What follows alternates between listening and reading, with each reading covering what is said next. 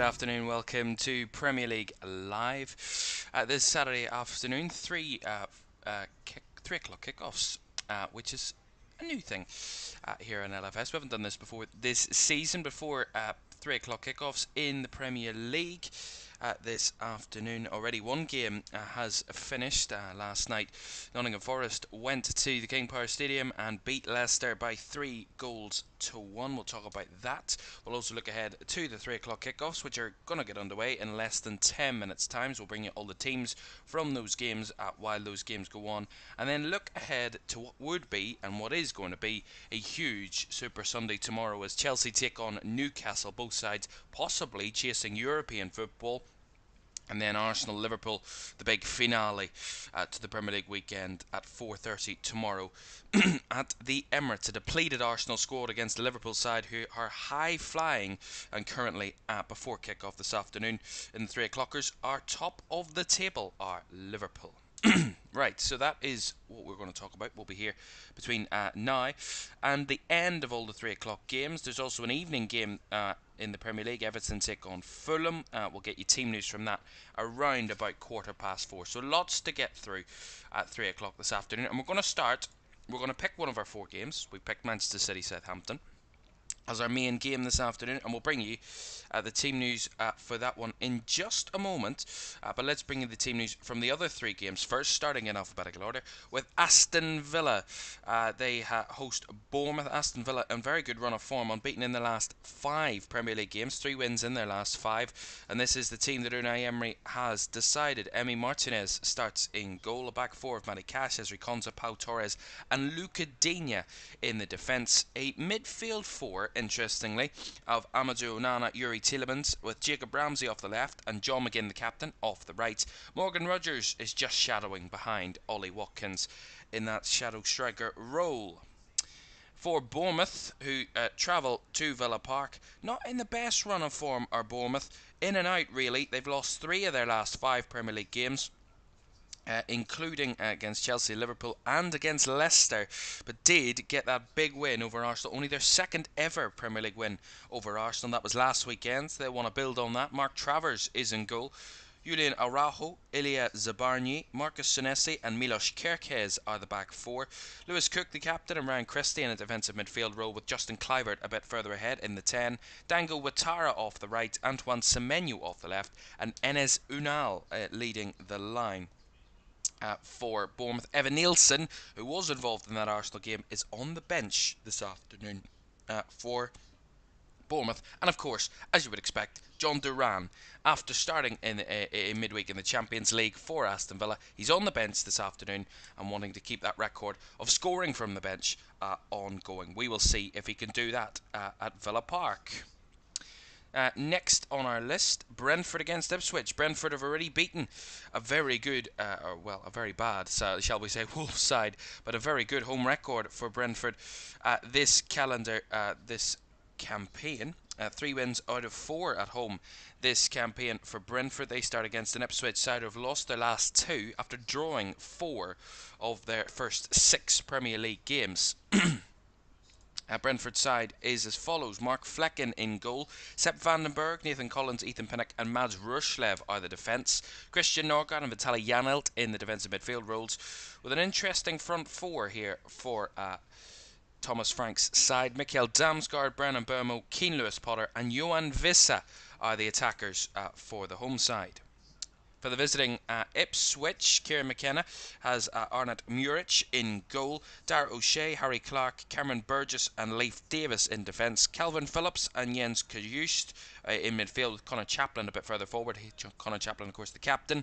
Tidozi Ogbene off the right, Sammy Schmodix off the left and George Hurst leading the line for Ipswich. Ipswich, one of the 4 Premier League sides yet to get a win this season in the Premier League, the longest record of sides without wins in the Premier League in its history. Excuse me. Next up on our other games, Brighton take on Wolves at the Amex Stadium. Brighton have won their last 2. Wolves, who have lost all of their last 5 Premier League games, they've lost 7 of their 8. so far this campaign. Bart Verbruggen starts in goal for Brighton. Joel Veltman, Jean-Paul Van Hecke, Lewis Dunk the captain, and Pervis Estupiñán in defence. Carlos Baleba, Yasin Ayari, Ferdi Kaliolu, and Karu Mitoma are the midfield four, with Danny Welbeck and Jorginho Rutter the front two. For Gary O'Neill's Wolves, who are really struggling at the bottom of the table, Jose Saz in goal. They've gone for a back 3/back 5. Nelson Semedo, Santiago Bueno, Craig Dawson, Totti Gomez, and Ryan Aït-Nouri, the back five that faced Manchester City last weekend. Mario Lemina, Tommy Doyle, and João Gomez are the midfield three, with Lemina the captain, with Jurgen Strand-Larsen, who scored against Manchester City, and Matheus Cunha up front for Wolves.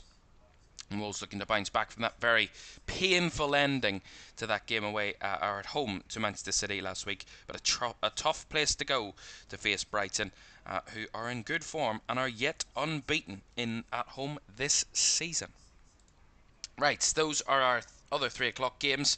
Lineups about 4 minutes away from kick-off around the grounds at Villa Park, at the G-Tech, at the Amex, and at the Etihad. Let's get to the Etihad and get the team news now. These are the two teams for the game between Manchester City and Southampton. Manchester City a chance to go top of the Premier League table this afternoon, with Liverpool playing tomorrow. They're just a point behind Arne Slot's team in the league.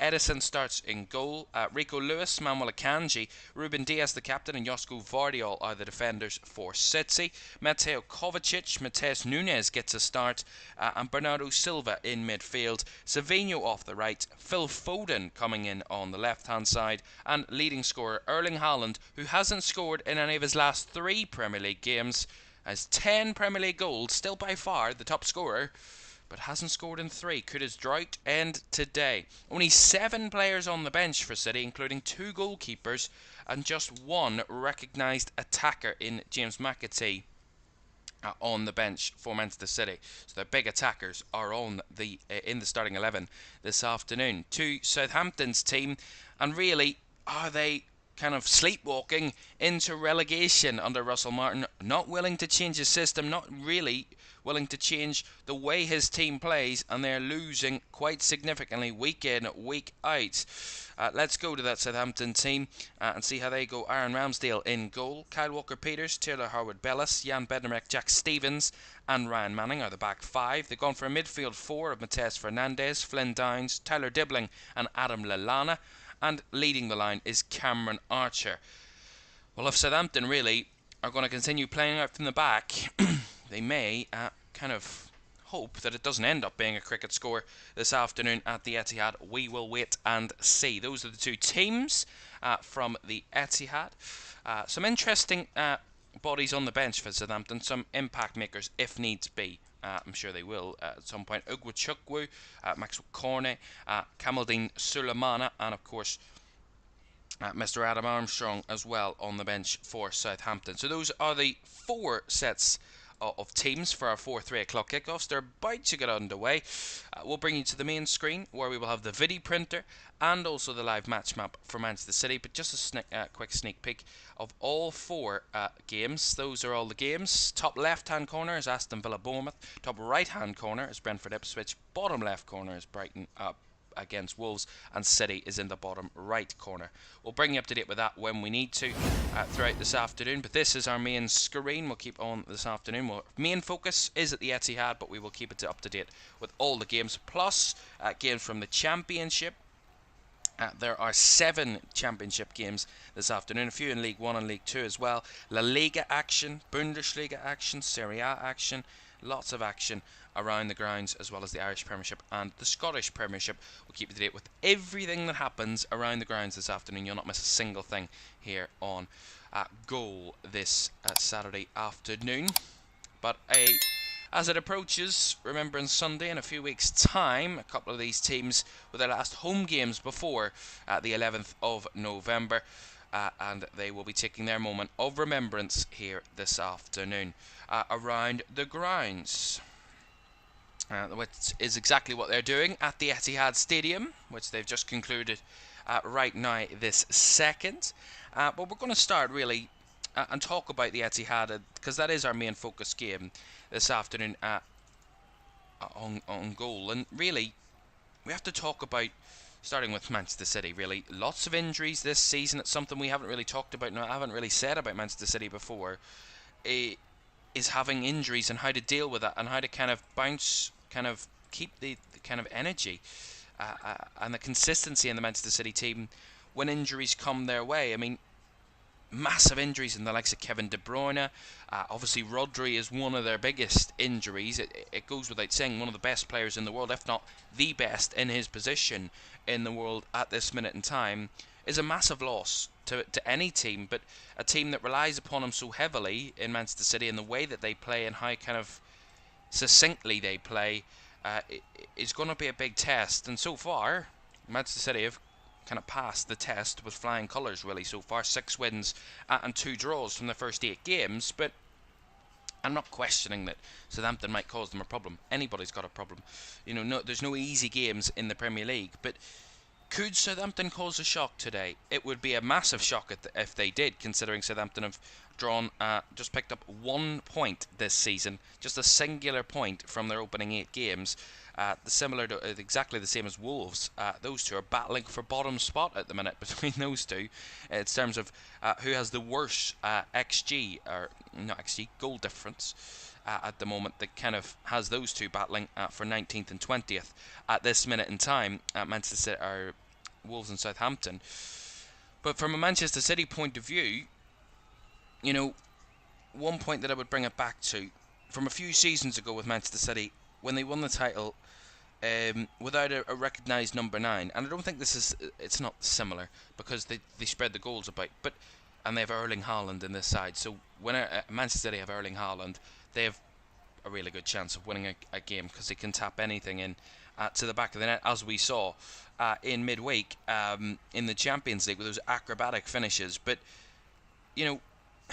are they going to have to do it a different way this season? Are they going to have to be more robust in games? Because we've seen them concede goals in fast breaks, and that's kind of been City's biggest kind of weakness, really, if you want to call it a weakness, from the season, and over the last number of seasons, has been their fast breaks. But teams usually don't get a chance to kind of test City in games.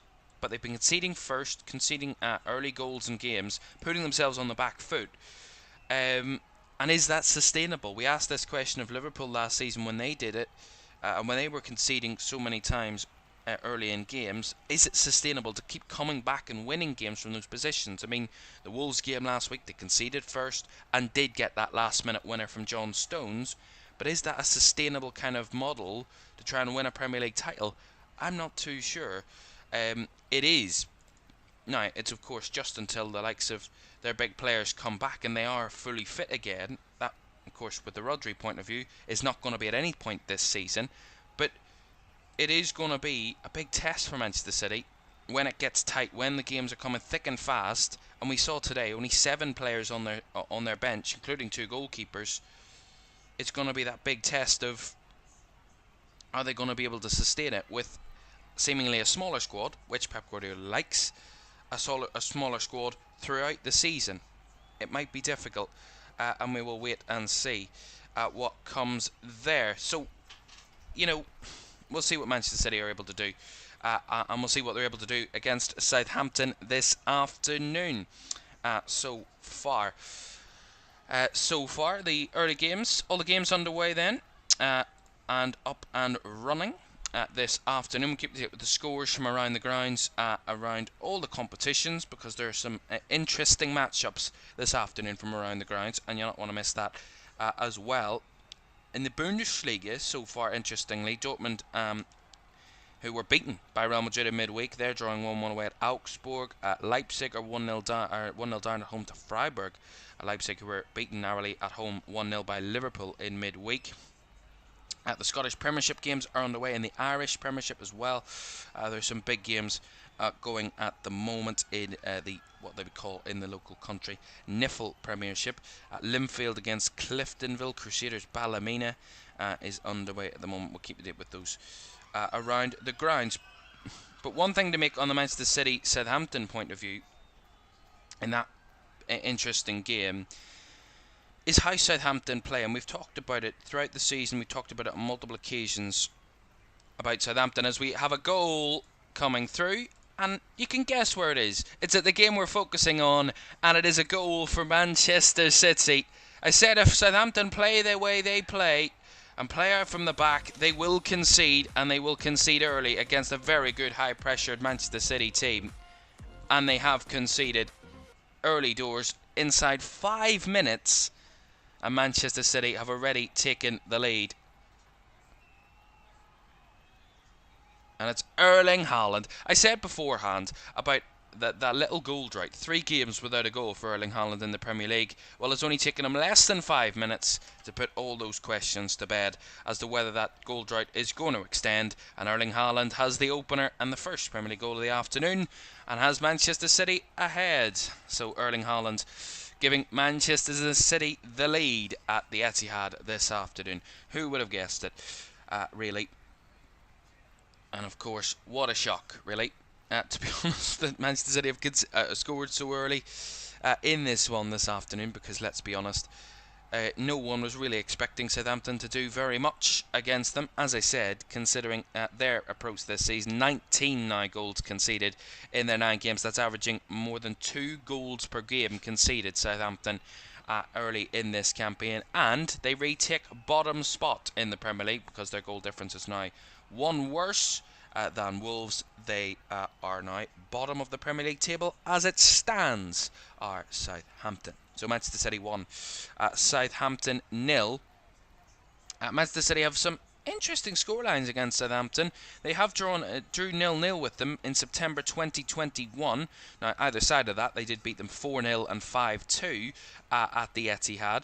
But there have been some close meetings between these sides before, especially at the Etihad, with a couple of draws. But the last time Southampton did win at the Etihad was back in April 2004, when they won 3-1.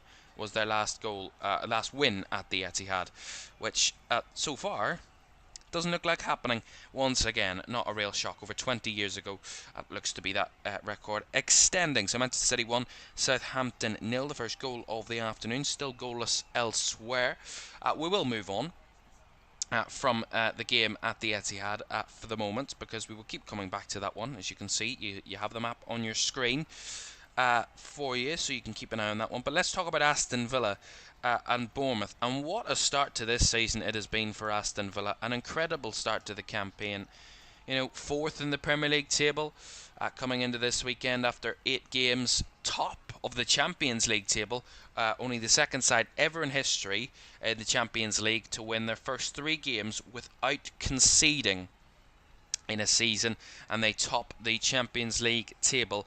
They won away against Young Boys on Matchday 1. They had that incredible win, 1-0 win against Bayern Munich at Villa Park on Matchday 2, and then ultimately beat Bologna 2-0 at Villa Park on Wednesday night. Aston Villa, so 3 wins from 3 in the Champions League. An incredible start to what has been a wonderful season so far for them, really, under Unai Emery. And it just shows you, if a team really wonders what a squad can do, Villa have upgraded their squad, of course they have, and brought in some big players and brought in some really good players since Unai Emery's been in charge. But one point that I would make is a lot of those players that were there previously have got better, and much, much better, under Unai Emery and his charge and his leadership. And that is one thing that you make the point of. One thing you can't really buy is how good your coach is. How good it is at improving players. It's such a great quality to have, because from an owner's point of view, it saves you a lot of money, but also at the same time, you're getting the best out of every single player, and it helps the squad develop, it helps the team develop, and it helps, obviously, bring a bit of harmonious nature to the team, and that everything's going well, everything's working, and it's all going swimmingly. Aston Villa have lost just once this season. That was at home to Arsenal in the Premier League. But they've won 5, drawn 2, and lost just 1 of their opening 8 games in the Premier League. Has them in the top 4, of course, which they achieved last season. But I think they're doing it in a different way this season. I mean, we talk so much about John Duran and the impact he has off the bench. An incredible kind of impact player. When coming off the bench, he completely lights up the Villa attack. And I think that's a big kind of card in terms of in Unai Emery's hand, and kind of like, yeah, you think you can see me out of the draw here? Well, here comes John Duran to win this game, and he's done it so many times now that teams are obviously going to be afraid of that and going to be very, very wary of it, and so they should be, to be honest. But it's not that Villa don't have the firepower on the field to do the job either, with the likes of Morgan Rogers really coming into his own after joining last season. Ollie Watkins, of course, still popping in the goals. And then that threat from midfield. I mean, we saw Onana score, we've seen Tielemans score, we've seen Ramsey score, we've seen John McGinn score. So there's quality all around the Villa team in the midfield and in the attack, and then they've got dominant defenders as well that can win headers, win headers on set pieces and get goals from that position. So there's goals all around this Villa team in that aspect. So they are a really tough side to come up against, and no question they're one of the top sides in the Premier League. I'd say they're the best of the rest at this moment in time, discounting last season's top three. I think they're the best of the rest in that sense, because you look at the likes of a Chelsea or a Tottenham or a Manchester United. I mean, maybe Chelsea are going to push themselves into that conversation this season, or Newcastle, for example. You look at Aston Villa and you just think, yeah, I think Aston Villa could beat all of those teams on any day, really, because they've got the quality, they've got the manager, and they've got the kind of tactical nature in the manager. And that's another big point, is that Unai Emery's a tactical genius. He uses tactics. I mean, look at that Bayern Munich game. That was all tactics. That was literally, he won that game because his team were set up tactically incredibly well and very well disciplined. And that's kind of how you get the best out of a team that maybe aren't going to compete for the title, but want to compete for the top four.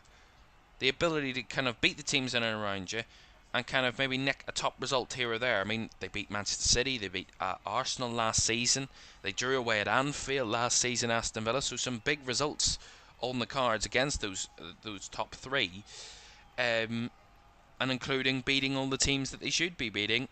Got them that top four place, and that was real great credit to them. But who knows, they might want to kick on this season. So far, currently drawing, they do take third place, but of course Arsenal and Liverpool will play tomorrow at the Emirates, of course, one not to forget. A big game tomorrow in that one. So that's Aston Villa. We'll get on to the other teams because we've lots of talk, lots of time this afternoon. We've only had 13 minutes of the games. Just the one goal, Manchester City leading Southampton by a goal to nil. Erling Haaland's goal. The difference, as it most certainly always is for Manchester City in games, Erling Haaland making the difference. His 11th Premier League goal of the season, by far the Premier League's top goal scorer after that couple of games without a goal, and he's certainly on the score sheet this afternoon. Goals going in around the grounds, around the EFL this afternoon. Just the one goal in the Championship from the 3 o'clock games. Sheffield United have taken the lead against Stoke City in that one. So they lead, but elsewhere the other 6 games are all still goalless. From the lunchtime games, Bristol City held Leeds United to a 0-0 draw at Ashton Gates. Coventry had a last-minute winner against Luton, getting their revenge over that playoff final a few seasons ago. 3-2 winners, Coventry over Luton. 10-man Luton there at the Coventry Building Society Arena. And at Vicarage Road, Watford won 1-0 against Blackburn Rovers there. Edu Kayembe with the penalty to win it for Watford. By the way, so Sheffield United's goal came from Kiefer Moore. So Kiefer Moore has Sheffield United ahead there. League One, Wickham leading Leyton Orient by a goal to nil. Stockport 1-up away at Lincoln as well. So not many goals around the grounds so far. Tranmere leading Crewe by a goal to nil. Port Vale 2-0 up against Wimbledon in that one. Swindon down to 10 against Gillingham. In those ones so far around the grounds so far this afternoon. And Dundee have taken the lead against St Johnstone in the Scottish Premiership there. Dundee looking to get into the top 6, and so they could be this afternoon. Simon Murray with that goal for Dundee to give them the lead. Still goalless in 3 of our 4 Premier League games this afternoon, but let's quickly recap last night's game between Leicester and Nottingham Forest. let's just run you through what happened. Of course, Nottingham Forest, let's talk about one of those. Another team that's had an incredible start to the Premier League season. 4 wins, 4 draws, just the 1 defeat from their 9 Premier League games this season for Nottingham Forest. That was 3 wins, 4 draws and 1 defeat coming into last night's game away at Leicester. King Power Stadium, a real, I wouldn't say a battleground for Leicester, considering they've won just once in their 5 games this season. So far, it was Forest that took the lead early in that game. Ryan Yates with the opener. Jimmy Vardy got Leicester's only goal of the game to equalise for 1-1. The second half, Chris Wood, who popped up last week for Nottingham Forest to get their winner on Monday night. Come to Friday night, he does the same again. He gets 2 this time to secure the 3-1 victory for Nottingham Forest to finish Leicester City 1, Nottingham Forest 3 last night. And of course, I would say Steve Cooper's return facing his old side at Nottingham Forest didn't end in a happy night for them, and a good night again, as it has been for the majority of this season for Nuno Espirito Santo, if I can get it out, his team on the road on Friday nights. Right, some goals to bring you up to date with. Preston have taken the lead against Plymouth. Wayne Rooney's Plymouth, who were thrashed last weekend, and they're already 1-0 down at home. Sam Greenwood with the goal to give Preston the lead there. Swindon now find themselves at a goal down now. Timothy Dieng giving Gillingham the lead there. Swindon down to 10 and now a goal down. And Northampton in League 1 have taken the lead against Crawley Town. Tariq Fosu with the goal to give Northampton the lead in that one. In the Championship as well, Sunderland have taken the lead against Oxford United. An Oxford United side newly promoted as well, not doing so badly. Have only lost 3 of their first 11 Championship games this season, but Jobe Bellingham has given Sunderland the lead there at the Stadium of Light. So 3 goals from the Championship so far this afternoon. In League 1, Huddersfield have now just taken the lead against Exeter. Matty Pearson with the goal. 16 minutes seems to be the magic number at the moment. Southend have doubled their lead in the National League against Tamworth in that one. Interestingly, so we have a goal in the Irish Premiership to bring you, in that big game between Linfield and Cliftonville at Windsor Park this afternoon in the National Stadium. And Matthew Fitzpatrick has given Linfield the lead. It is Linfield 1, Cliftonville 0. Linfield to top the table and would go, as it stands, winning, and Ballymena drawing at the moment. They would go 4 points clear at the top, and with a game in hand on the teams below them. Linfield will be in a very commanding position. For Cliftonville lead, trailing 1-0. They would they would drop to 6th, with Crusaders drawing. Cliftonville would drop to 6th in the table and would be 11 points off the top of the table after just 13 games. Right, so that's very early doors in that one. A long way to go in all of our games this afternoon, including the Premier League, where it has been a quiet start. Not often we've said a quiet start between for Brentford this season. Almost broke a record of having 3 goals in the first minute of a season. They did that. They equalled the record, but they didn't beat it. Their 4th in consecutive weeks was in the 2nd minute. But we're into what is the 19th, 20th minute now, and it is still 0-0 at the GTEC Community Stadium. Ipswich had a decent spell, early spell in the game, but it's Brentford that have commanded the possession and commanded the control of the game so far, with over 66% of the ball, Brentford, in the first 19 minutes. But only 2 shots to show for it, so really struggling in front of goal are both sides so far in the early stages of that one. To the Amex, we haven't heard very much from this afternoon either. Again, fairly even between Brighton and Wolves. Brighton's controlling possession 60-40 in their favour, but so far, again, not a single shot on target in that game on the south coast. So early games struggling to find attackers in the final third. One team that aren't struggling to find attackers in the final third are Aston Villa, who have had 55% of the ball, so a bit more even between them and Bournemouth. Bournemouth without a shot in the game so far, 4 for Aston Villa, and 2 of those on target. So Aston Villa certainly finding threat in the final third, just not able to convert it just yet. It is still Aston Villa 0, Bournemouth 0 to the Etihad. We've given you a bit of leeway. You've been watching the match map, I'm sure, on the screen to tell you how things are going there. So far, it is still Manchester City who lead Southampton by a goal to 0. Erling Haaland's goal, set up by Matheus Nunes there inside 5 minutes, had Manchester City ahead. So far, the possession's been around 50-50, but in terms of the shots, Manchester City have had 5 shots, 3 on target. Southampton, of course, as you would expect, still yet to have a shot in the game. So in terms of territory, it's all Manchester City, but in terms of possession, it seems pretty 50-50 between the two sides. The live league table on the side should have updated and shown you that Manchester City should be top as it stands at the moment. We should be able to fix that for you, because Manchester City, there we are top of the Premier League table as it stands. That's lovely. So they are top of the table as it stands, Manchester City. So far, of course, still very early in the season. This is only match week 9 of 38, so a long way to go. But Manchester City, as it stands, leading the way. 2 points they would be ahead of Liverpool before Liverpool face Arsenal tomorrow. It would make it, well, Arsenal wouldn't be able to take top spot no matter what happens this weekend. Even if Liverpool go to lose at the Emirates, they would still be above Arsenal come the end of play tomorrow.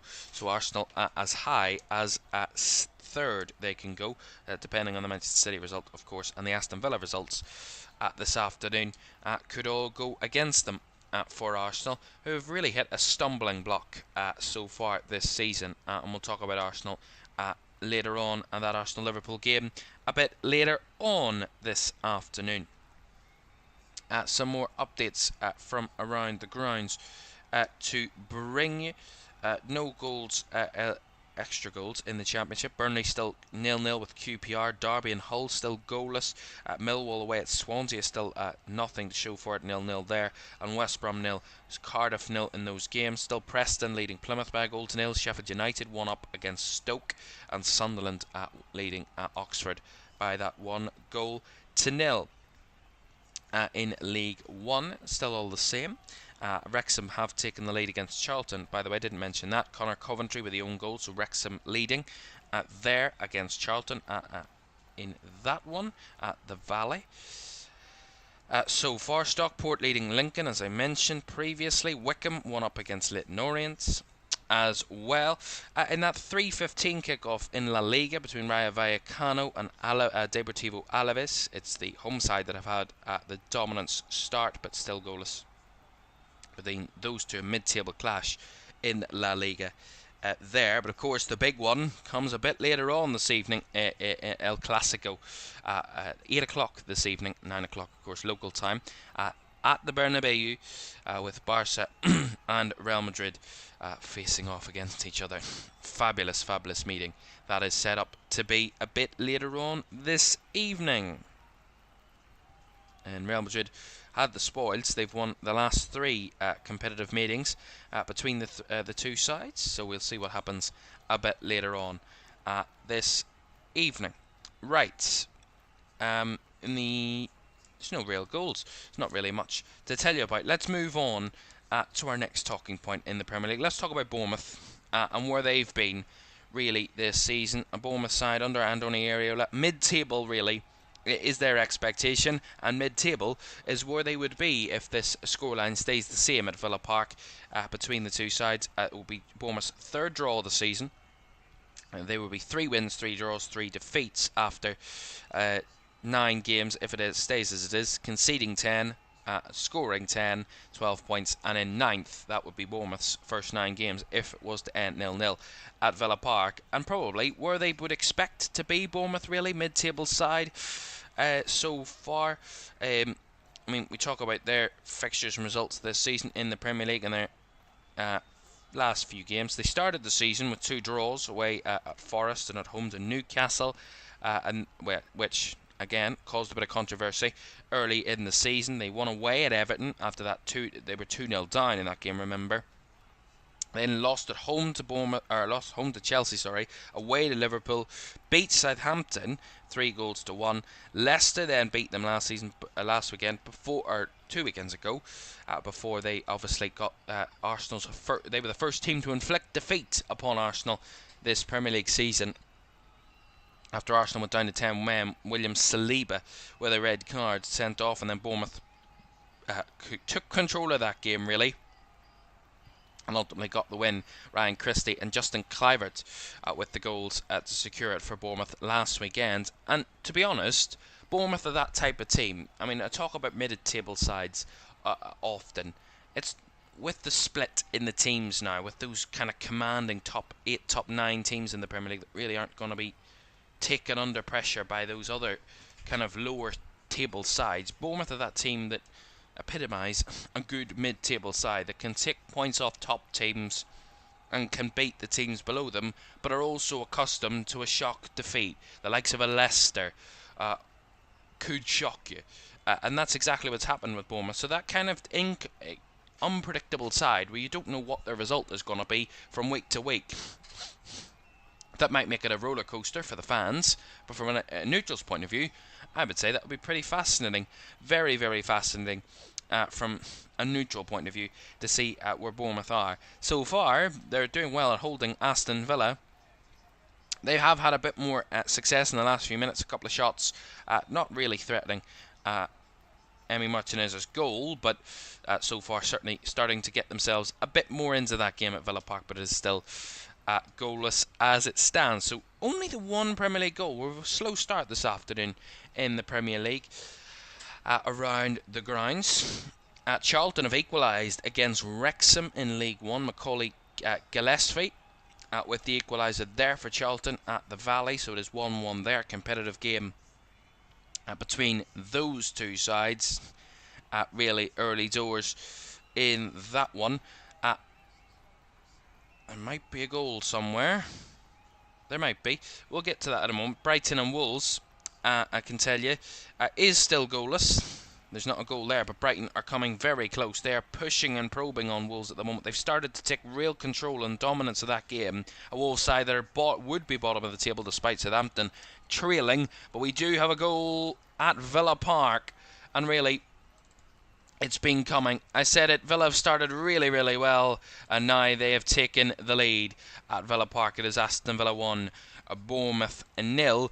And really, to be honest, we talk about Aston Villa and their threats and what they're capable of, and they have given themselves the lead. John McGinn, who scored that cracking direct free kick in midweek in the Champions League, has got another 2-2, and John McGinn has Aston Villa ahead at Villa Park. It is Aston Villa 1, Bournemouth 0. There might be a VAR check ongoing at Villa Park. We'll get to that in a moment, because that could be a big talking point as the games go on this afternoon at Villa Park. So some interesting possibilities of maybe an offside there, which could be a big, big talking point if it were to be.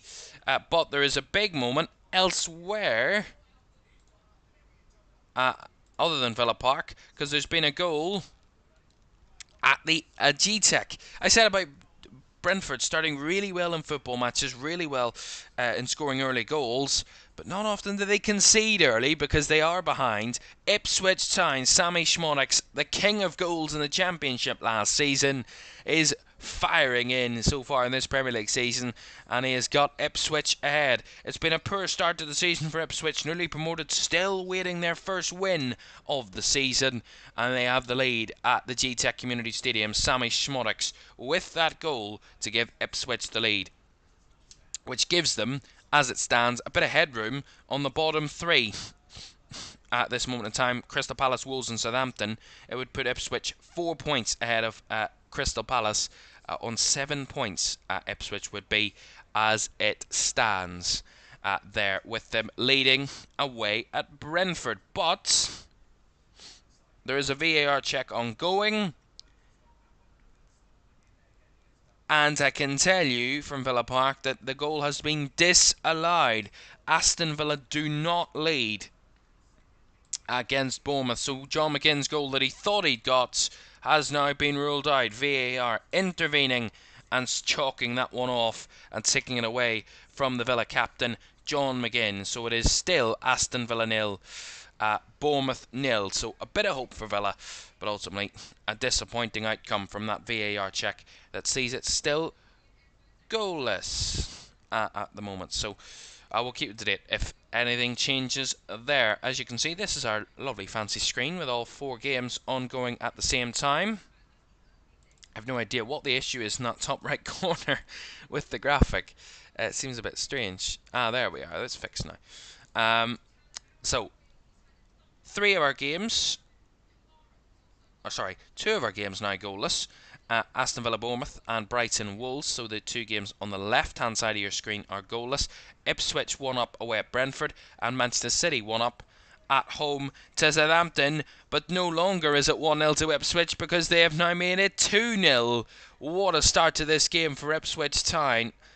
Sammy Schmodix with the opener, and now they've doubled their lead. Brentford really on the back foot, and really Ipswich taking advantage of it. I said Brentford had probably been sloppy to start the game, really aren't able to take their chances, aren't able to really capitalise on the amount of possession they've had, but Ipswich certainly putting it to them this afternoon. George Hurst with the second of the 2 goals this afternoon. Sammy Schmodix with the first, George Hurst with the second, and it is Brentford 0, Ipswich Town 2.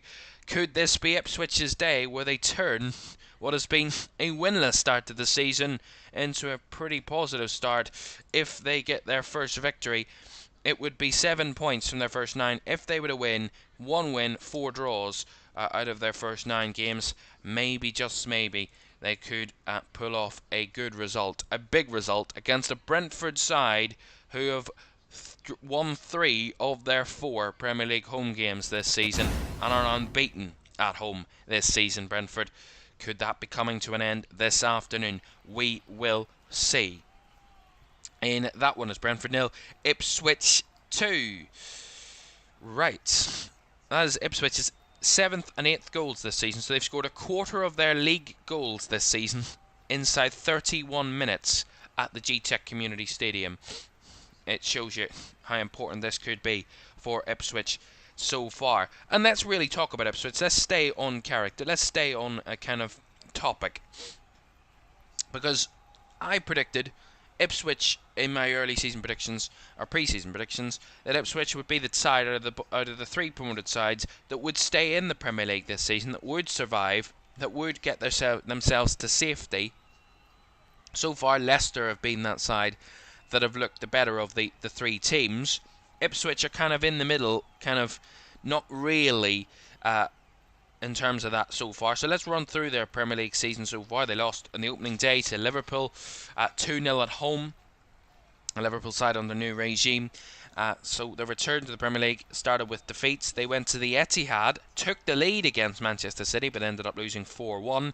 And then they went on this run of draws. They drew at home to Fulham, away at Brighton, away at Southampton, and at home to Aston Villa in 4 successive games. Then they lost massively away at West Ham, and then lost quite disappointingly at home to Everton last weekend. But this could be the weekend for them, for Ipswich, where they lead 2-0 after 31 minutes. Of course, long way to go. We've seen sides lead 2-0 this season already and throw it away. So a long way to go before anybody can count their chickens and say that Ipswich will be leaving West London with 3 points. A long way to go before that can be anybody's guess or anybody's prediction. But to say the least, Ipswich, if they do win this afternoon, it'll be a big boost, and they head to a big game next Saturday where they host Leicester, one of their newly promoted rivals. They've already played one of them, as I said, away at Southampton this season, which they drew. Disappointingly they drew, I would say. They did get that last minute equaliser, but they might have been hoping for a bit more, but a point is a point away from home. And they'll be hoping that Leicester might be a good chance for them next weekend to get something. But a long way to go in this one before they can start looking ahead to that. So, 3 goals this afternoon in the Premier League. 1 at the Etihad, 2 at the GTEC, both coming from the same side. So far, City, no doubt they're trying to push for a second. They haven't been able to find it just yet, but it is still 1-0 to Manchester City. Erling Haaland's opener is the difference, but City have all the shots. Less possession than Southampton. It has just gone slightly in Southampton's favour, just over 50%. It's minimal, but it has just gone slightly swung in the visitors' favour at the Etihad, which is rare to see. Let's be real. It's rare to see the side is having more possession than Manchester City in a game of football. That is as rare can be, to be honest. But so far, Southampton are just slightly. I'm making a big deal out of it, really, but just slightly. So far. So it is still at 1-0 there. Let's really talk about Aston Villa and that disallowed goal. John McGinn thought he'd given them the lead. Of course, with this being 3 o'clock kickoffs in the UK, I'm getting as much information as I can, but as much information as I legally can in terms of that. So far, in terms of the fact that I can't see the games, but I can see as much as we can give you, really, to be honest. But I can get a bit of an explainer as to why that Aston Villa goal was disallowed. In a moment, as I find it. Yes, VAR has decided that the ball went out of play in the build-up to Villa's opener, so therefore, of course, it's been chalked off and it remains goalless. But some suggesting that maybe it's not as accurate as before in that front, because former England defender Martin Keown has said that we need perimeter technology, not just goal line technology. We got there in the end, but that must be looked at. So looking for more precise technology, really, for that one. Some suggesting that it wasn't out, some saying that it is. So a bit of confusion there. Of course, we'll see in match of the day a bit later on. But one certainly is that that goal was disallowed from Aston Villa, and the VAR has ruled it out. So it's still goalless there. In that front, if I want to explain what Ipswich's opening goal was, they won the ball back on the halfway line. Lovely threaded pass from the middle of the park from Calvin Phillips. Finds George Hurst. Hurst finds Sammy Szmodics to his left. And it is a brilliant finish from the Ireland forward from 15 yards out. The epitome of a counter-attacking goal for Ipswich that give them the lead. So that was for 1-0. Then for 2-0, similar scenario to the previous goal. Brentford lost the ball around the halfway line, coming out to George Hurst on the right-hand side. The forward digs out a lovely finish past Mark Flecken into the Brentford goal. Really good from George Hurst, who set up the previous one and has found the net for the second. So a goal and an assist for the centre-forward for Ipswich this afternoon. So, we'll keep you to date. I'll try and tell you what is happening. I can also tell you from that Ipswich game, it's not just goals that have been impacting and in the action. There has been an injury change as well. It's been all happening for Ipswich so far. They've had to bring off Chidozie Ogbene, and Wes Burns has had to come on, so that's not an interesting one. Chidozie Ogbene injured himself in the build-up to the goal. No contact, so that looks even more worrying, and he's had to be stretchered off, has Chidozie Ogbene, so it is still 2-0 to Ipswich, but they have lost a key player in that attacking line so far, and Chidozie Ogbene replaced by Wes Burns for Kieran McKinnon's side. So certainly keep me up to date with everything that goes around the grounds. But one thing I have to mention is that Manchester City is still only 1-0, considering how much control of the game that City have had in terms of the shots and the power. But could you say credit to Southampton, the fact that it stayed 1-0? You probably could, to be honest, because when City went 1-0 up to just 5 minutes, you thought, oh, this is going to really be a real tough day for Southampton, and it might again still turn out to be still a whole half of football and still a bit of the first half to go. But so far, the last 30 odd minutes, Southampton have held City as best they can, albeit if they want to get anything, they're going to have to find something themselves. But so far, they've kept the scoreline as close as they could. Remember, by the way, Manchester City on an incredible unbeaten run. They haven't lost in a competitive game, of course, since the FA Cup final last season. But their last domestic, the last kind of non-final defeat was against Real Madrid on penalties. They haven't lost domestically since December 2023. So it's been almost a year since the last time Manchester City lost a game of football. It was away at Aston Villa, and it has been a long time since then. So it looks unlikely that Southampton are going to change that today, but you never know. Never know what's happened. We've heard very little from Brighton Wolves. It's been a very quiet first half there. It's been Brighton that have been on top. 11 shots from Brighton, 65% possession. But just the two shots on target, so really struggling to threaten.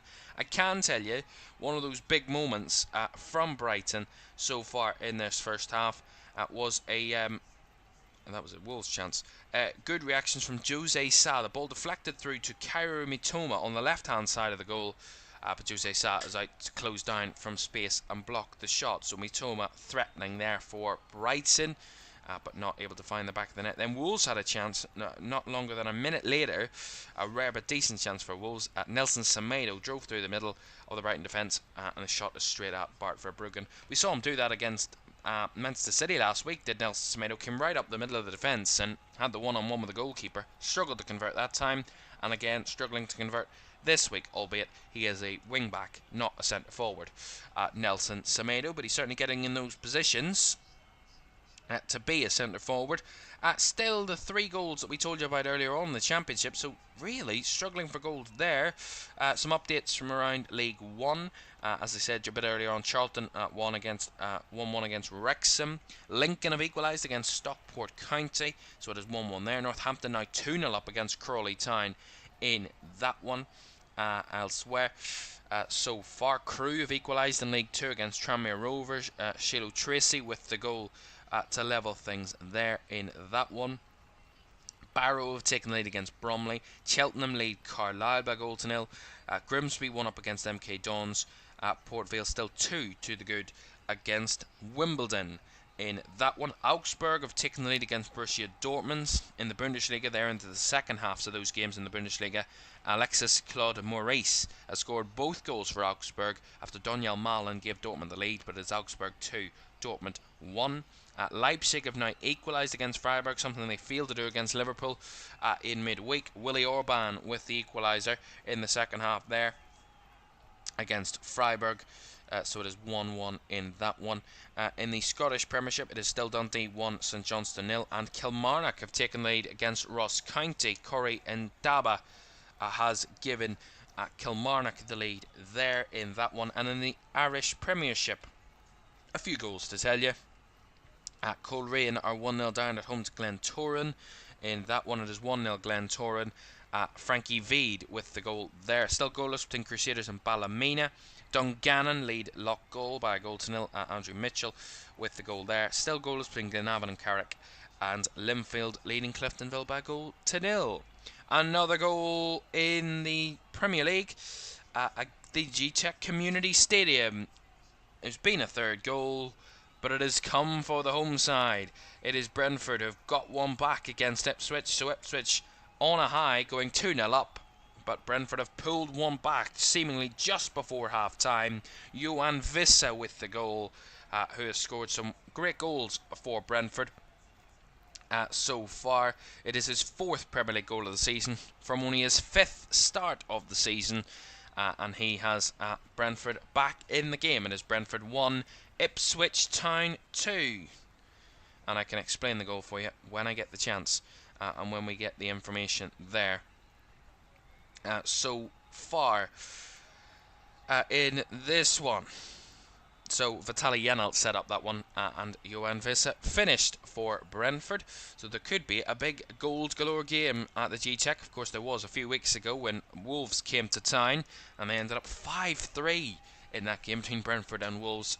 Maybe a bit of the same, albeit only half of the outcomes there so far. So Brentford 1, Ipswich 2. Ipswich no wins in the last 9. Brentford now without a clean sheet in the last 7. Now Ipswich without a clean sheet in their last 5.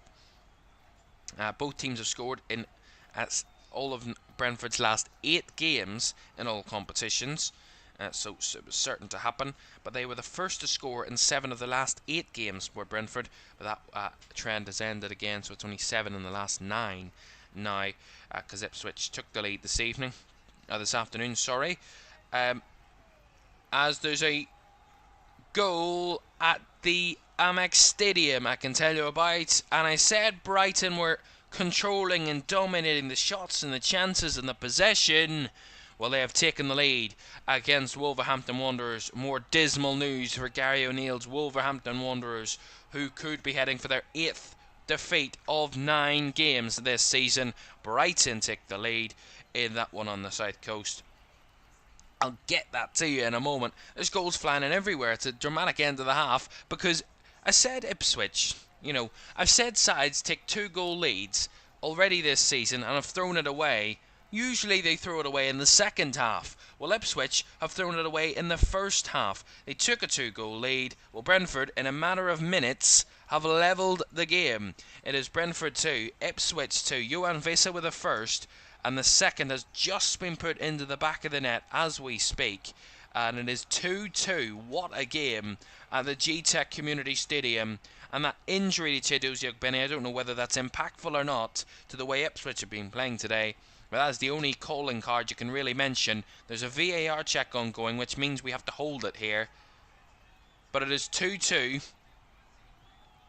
And we will talk about it in a moment. So it is 2-2 as it stands, been given on the field, but VAR are having their say.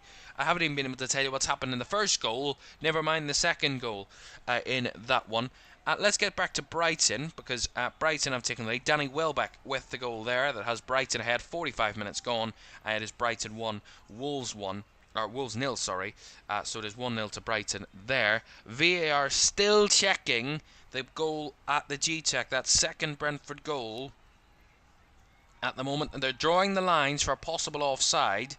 At the moment, as I can say, it's gone down as an own goal, so there might be a worry here. We'll see.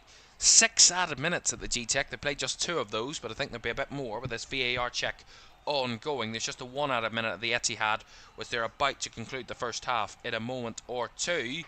But we're waiting this full confirmation from the G-Tech whether VAR have had their say or not, and whether this should stand,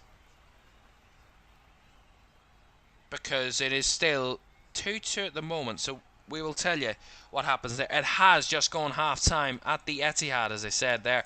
Manchester City took an early lead through Erling Haaland after just 5 minutes in that one. He ended his 3-game Premier League goal drought. Drought, a bit of an extreme word, really, considering his record, but it is considering his record, to be fair. He has given Manchester City the lead. They've failed to add to that lead, Manchester City.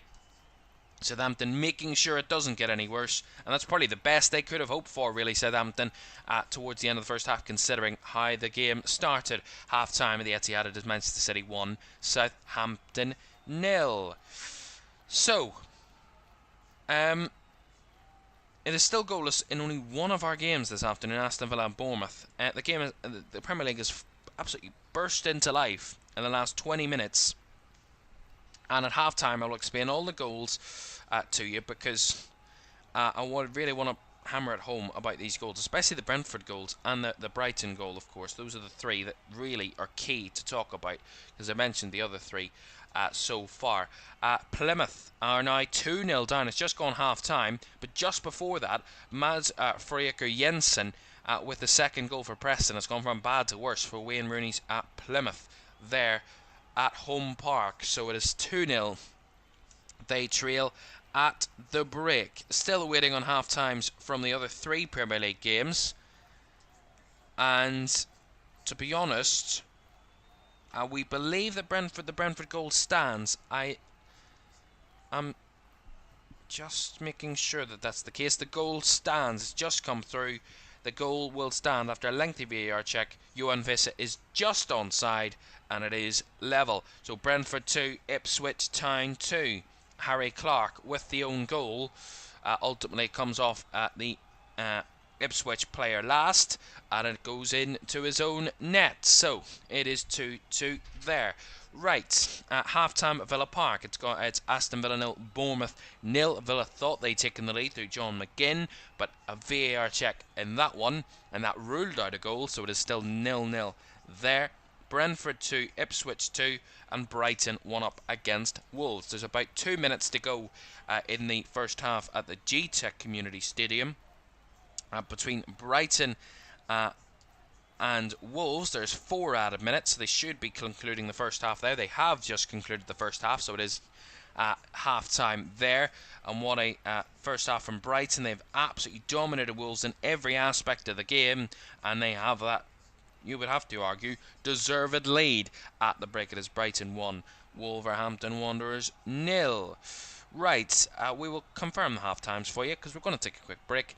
And we will be back for with the halftime recap of all the scores from around the grounds and everything that's happened in the first half in the Premier League as it happens. We will be back in just a moment. Do stay with us.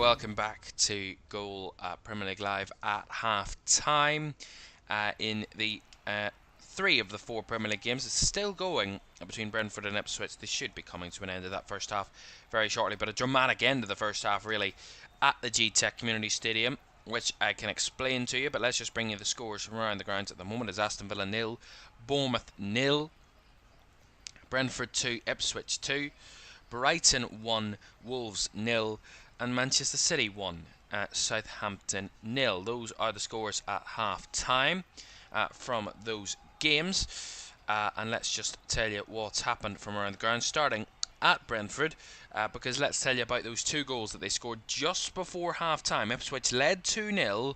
They had a change with a Kichidozie Ogbene having to be stretchered off. Whether that's made an impact or not, I'm not too sure, but it doesn't seem to be because he's an attacker and they've conceded. But Brentford got one back. It was good work ultimately from Brentford, but ultimately Ipswich carved open 2 easily according to this. Vitaliana whipped in from the left hand side, finding Johan Vesa in front of the goal, who calmly places into the back of the net. Brentford back in the game at that point, so that was 44 minutes on the clock with a couple of minutes to go in the half. Brentford got back into the game. Then, just a matter of moments later, less than 2 minutes later, Brentford found a way through again. Johan Visa again. He squirms past a couple of defenders, gets the shot away from a tight angle, and Harry Clark, as I said, the Ipswich player, tried to make a last-ditch block, but it trickled over the line and into the back of the net. 2 in 2 minutes, and Brentford cancelled out that 2-goal lead for Ipswich. I said most sides that have been leading 2-0 this season that threw it away in the second half. Well, Ipswich did it before the half-time whistle. That must be a record in and of itself. To be honest, so it is 2-2 there. It has just gone half-time, by the way, in that game at the G-Tech, so they have just taken a nice little break out, a nice little waltz into the dressing room. And I'm sure Thomas Frank will have to, whatever he was planning to say at half-time around about 10 minutes ago, he will have completely scrapped all that and said, well, yeah, you're back in the game, but more improvements needed, certainly. You don't go 2-0 down without there being an issue, no matter if you're back into the game at half-time.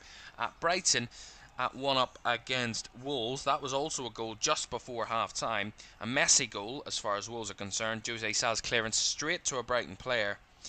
The ball worked to Danny Welbeck, inside the box, and the striker, of course, slotted in for his 6th Premier League goal of the season for Danny Welbeck. So he certainly found his shooting boots in the game and has got Brighton ahead. So a mistake by Wolves ultimately capitalised upon, and Brighton have the lead. So 3 home sides certainly coming from interesting positions so far. Would be 3 of our 4 teams, home teams, leading, but of course Aston Villa's goal was disallowed, and Brentford could find themselves behind, but they are back level at the break.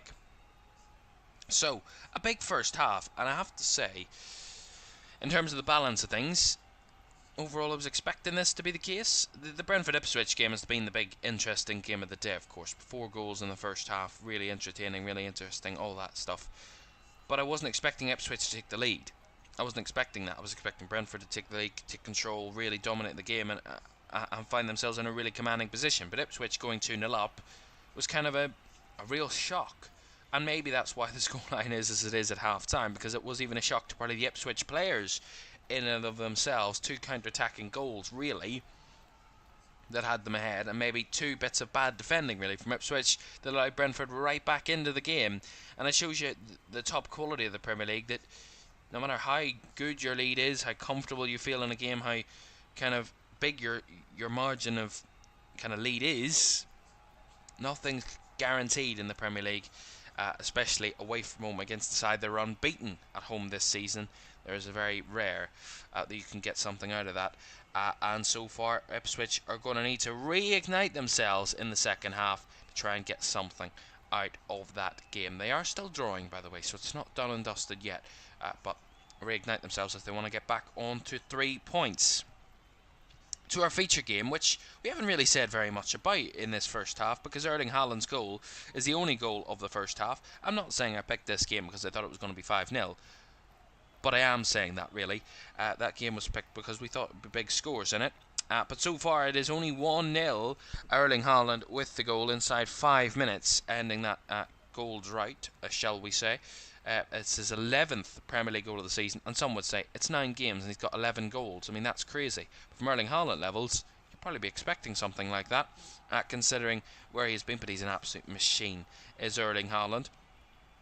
He got 2 against Sparta Prague in the Champions League, but didn't score against Wolves, didn't score against Fulham, scored against Slovan Bratislava, but didn't score against Newcastle in the Premier League. It was 3 Premier League games without a goal, but only 2 games in terms of against Manchester City without a goal, and he'd scored 2 in his last game. So overall, it's not that bad, to be honest.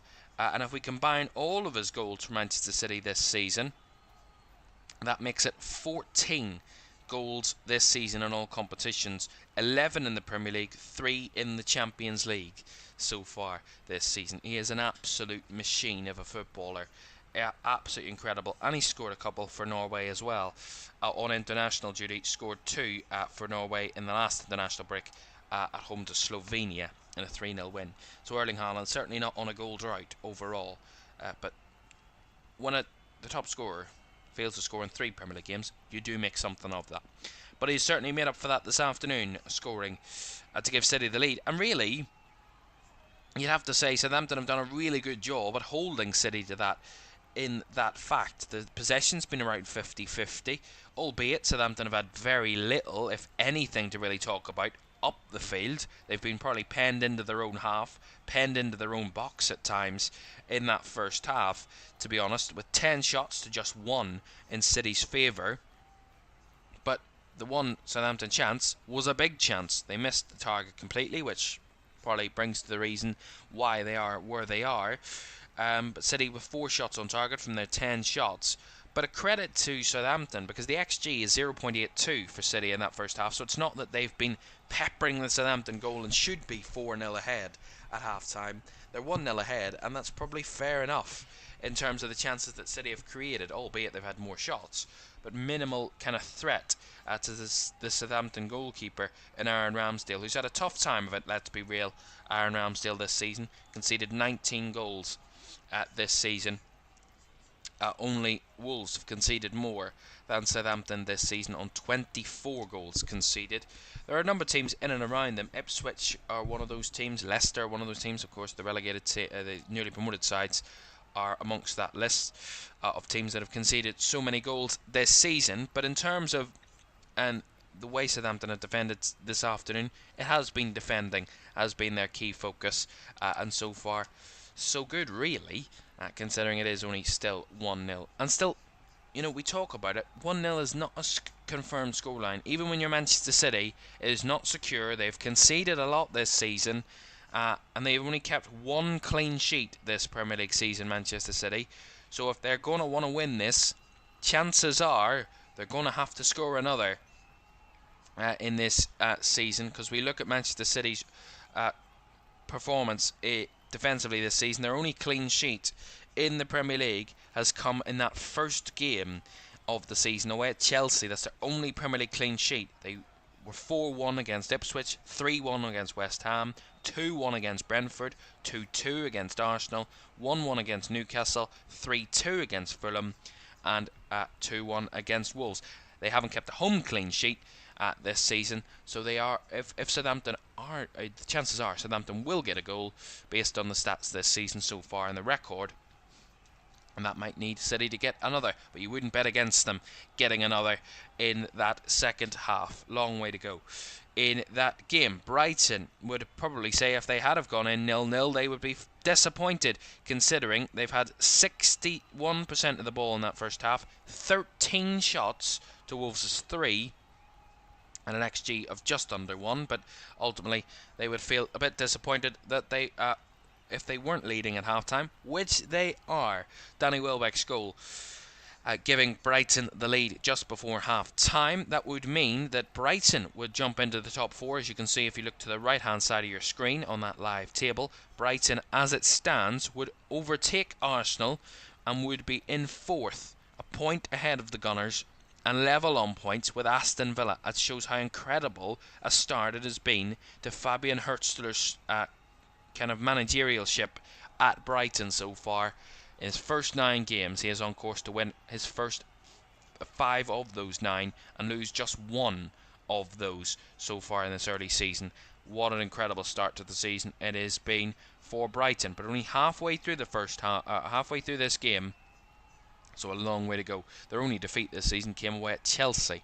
They've beaten the likes of Tottenham, they've beaten Newcastle, they drew with Forest, they drew with Arsenal, of course, remember. They beat Manchester United already this season, so they've beaten some big sides, some top sides so far this season.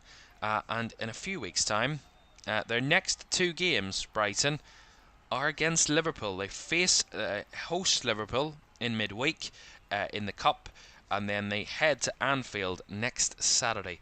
So this might be a big test for Brighton. We will see whether they can keep that record going. But at half-time, it is Brighton 1, Wolves 0. And Aston Villa Bournemouth is goalless at the break. The only other game that we haven't talked about. Aston Villa and Bournemouth have kind of been, really, they've shared each other's points over the years. Villa have won their last 2 at home against Bournemouth, 3-1 and 3-0.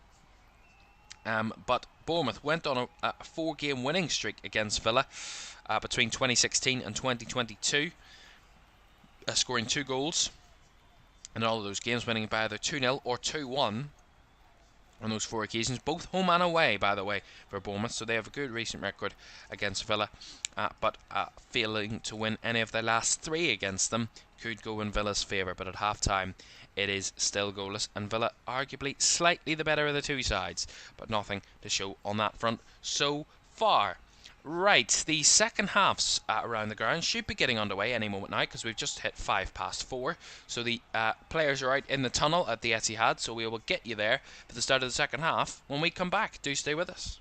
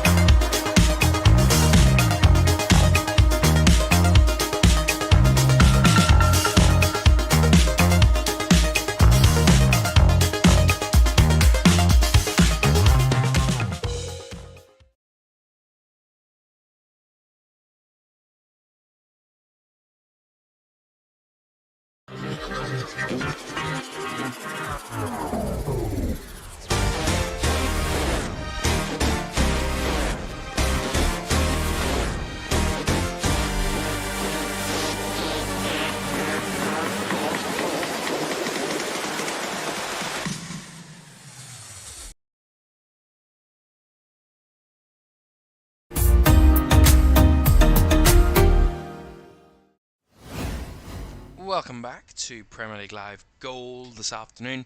Second half just underway at the Etihad into the second minute of the second half. So Manchester City leading by a 1-0 against Southampton. As you can see there was a half-time substitution for Southampton. Adam Armstrong has come on and replaced Tyler Dibbling.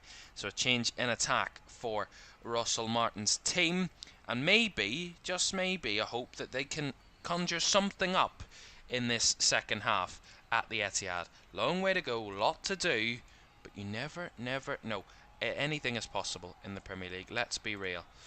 So there's no question about that. Right, so they're underway there. You can see the video printer at the bottom of your screen. Second half on the way between Grimsby and MK Dons, and MK Dons have equalised away at Grimsby there in League 2. In the Championship, as I said just before half-time, Preston had doubled their lead away at Plymouth. Well, I'm just hearing that they have got a third goal away at Plymouth, so it is 3-0 now to Preston North End. Plymouth certainly not been great for them. They were thrashed 5-0 away at Cardiff a few weeks ago. Sorry, that was last Saturday.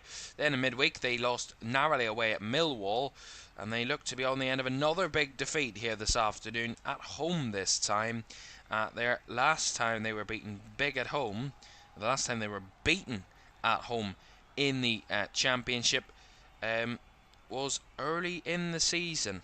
Sorry, they haven't been beaten at home. Apologies. The last time they failed to win at home was against Hull earlier in the season, but they've won 3-2, 3-1, 2-1 at home this season.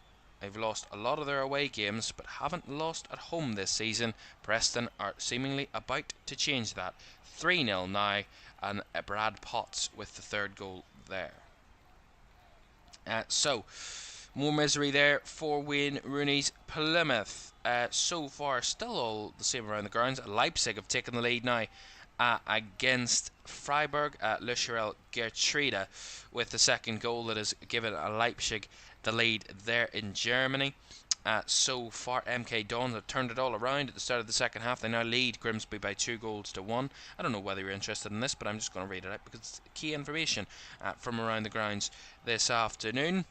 And considering that our Champions League, our Premier League games, our Premier League games are only just getting back underway in the second half, as they are underway again at Villa Park and at the Amex. So let's just give you that kind of the quad block, the kind of quad screen of all four games currently ongoing.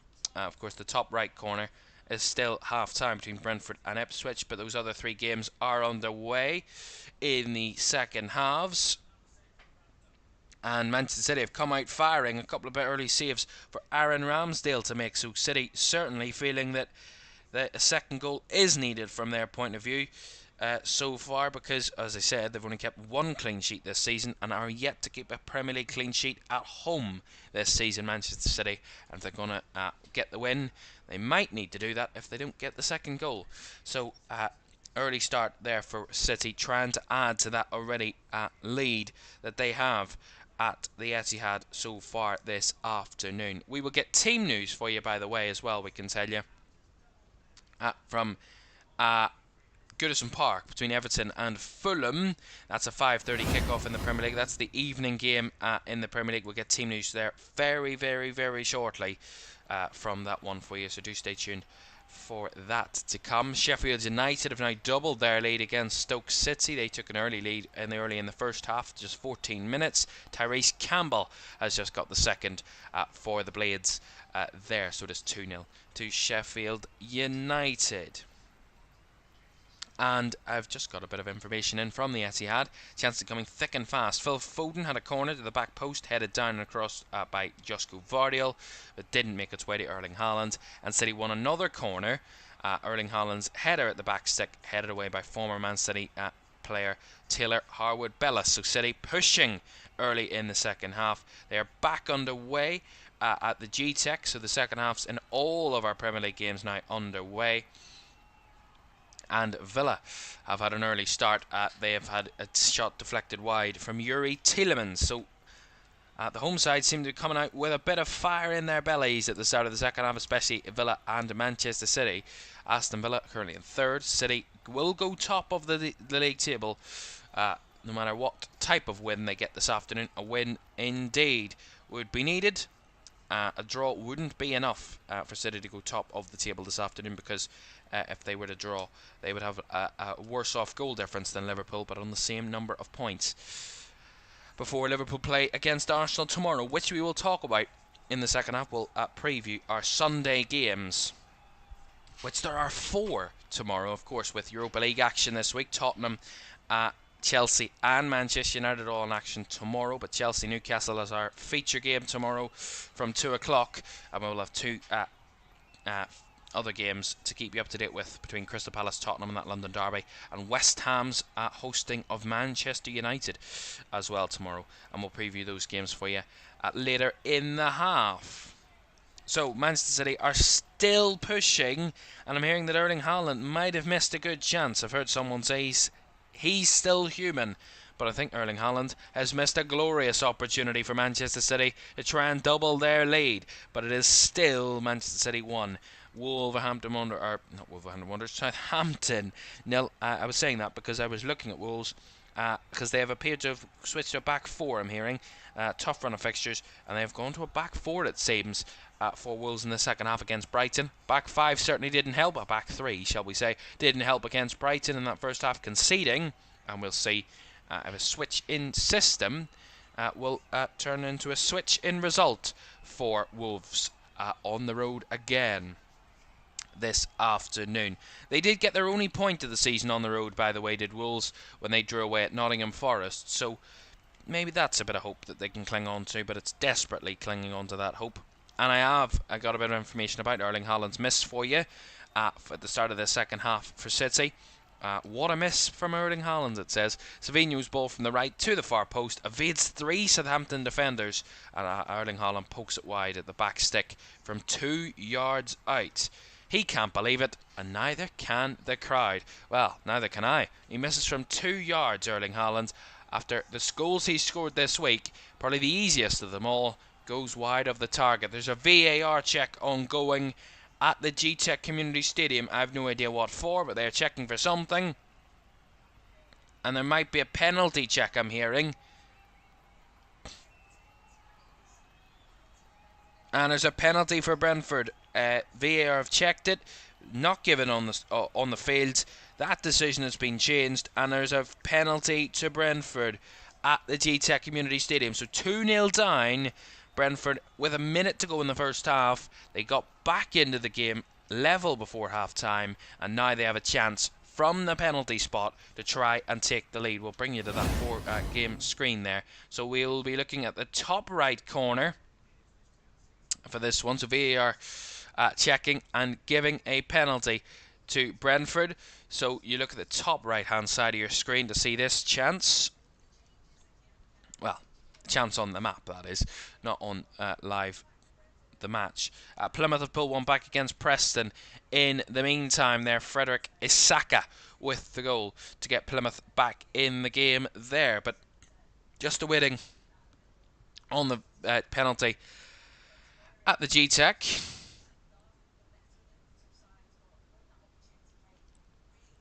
And VAR, as I said, looking for that penalty. They have given that penalty. Harry Clark brought down Keane Lewis-Potter.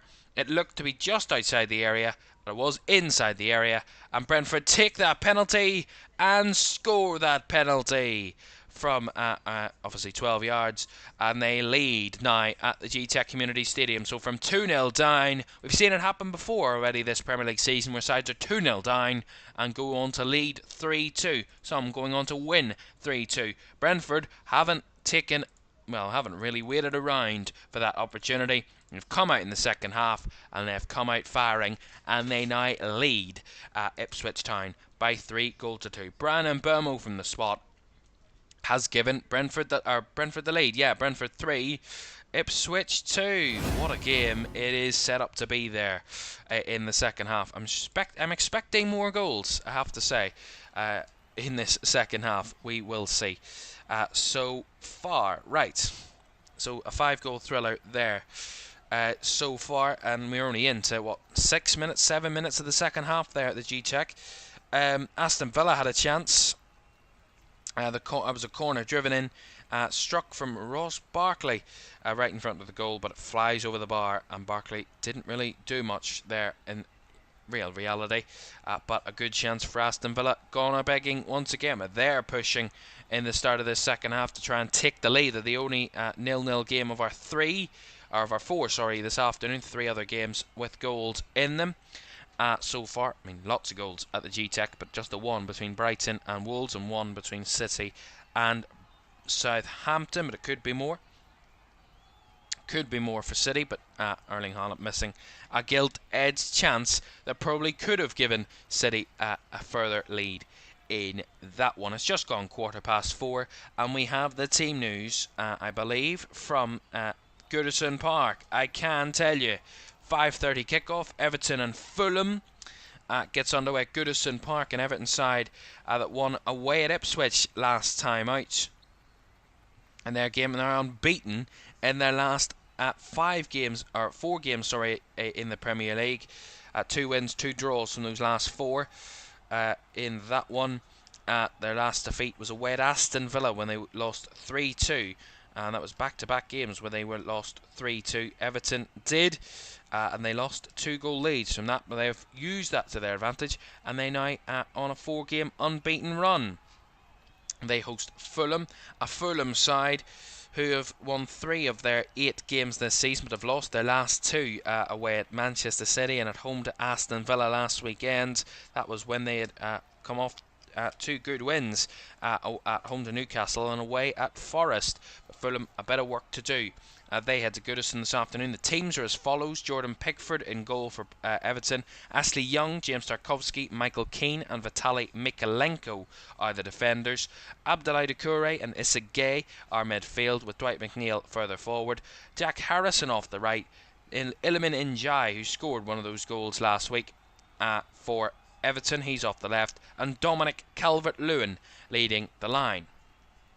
For Fulham, Bern Leno starts in goal. Kenny Tete, Issa Diop, Kelvin Bassey and Anthony Robinson are the back 4. Sander Berge and Andres Pereira in midfield, with Emile Smith-Rowe in the 10. Adama, if I can say it right, Adama Traore off the right, Alex Iwobi off the left, and Raul Jimenez leading the line for Fulham. That game is a 5:30 kickoff from Goodison Park. Everton and Fulham, and those two sides interesting mid-table. Everton just above the relegation zone. They're 5 points above relegation in 16th, and Fulham 11 points from their first 8 games in 12th. Right, that is the 5:30 kickoff. That's done and dusted and out of the way. No other goals to tell you about from the Premier League, just the one second half goal. That was the penalty from Brentford that has given them the lead in that one so far. Elsewhere around the grounds, Plymouth, as I said, got one back against Preston, so it's 3-1 to Preston there. Stoke 2-0 down away at Sheffield United. 1-0 still it is to Sunderland. Hull have taken the lead away at Derby. Xavier Simons with the goal there that has given Hull the lead. Burnley QPR still goalless, along with those 2 other games, Swansea, Millwall and West Brom Cardiff. In League 1, a couple of updates for you. Northampton 3-0 up now against Crawley Town. Barnsley 2 up away at Shrewsbury, and Wickham now 2 up against Leyton Orient. In League 2 is, as I said, MK Don turned that around, 2-1 leading Grimsby. Port Vale 3-1 up against Wimbledon. Gillingham 1-0 up still against 10-man Swindon. Cheltenham 1 up against Carlisle, and Doncaster leading Bradford by a goal to 0. In the Bundesliga, it is now 3-1 to RB Leipzig against Freiburg. In that one, Luis Openda, who had the ball in the net twice against Liverpool in the Champions League, both offside. Well, he's kept himself onside this time, and should be leading Leipzig to a 3-1 home win with a matter of minutes to go in those Bundesliga games. In the Scottish Premiership, it is Dundee 1, St Johnstone 0. Ross County 1, Kilmarnock 1. Kilmarnock down to 10 as well. A second yellow card for Liam Donnelly, and Jordan White has just equalised for Ross County, so it is 1-1 there in that one. And in the Irish Premiership, as the second half's get underway, it is Coleraine still 1 down against Glentoran. It is still Crusaders 0, Ballymena 0 there at Seaview. Dungannon 1, Loughgall 2.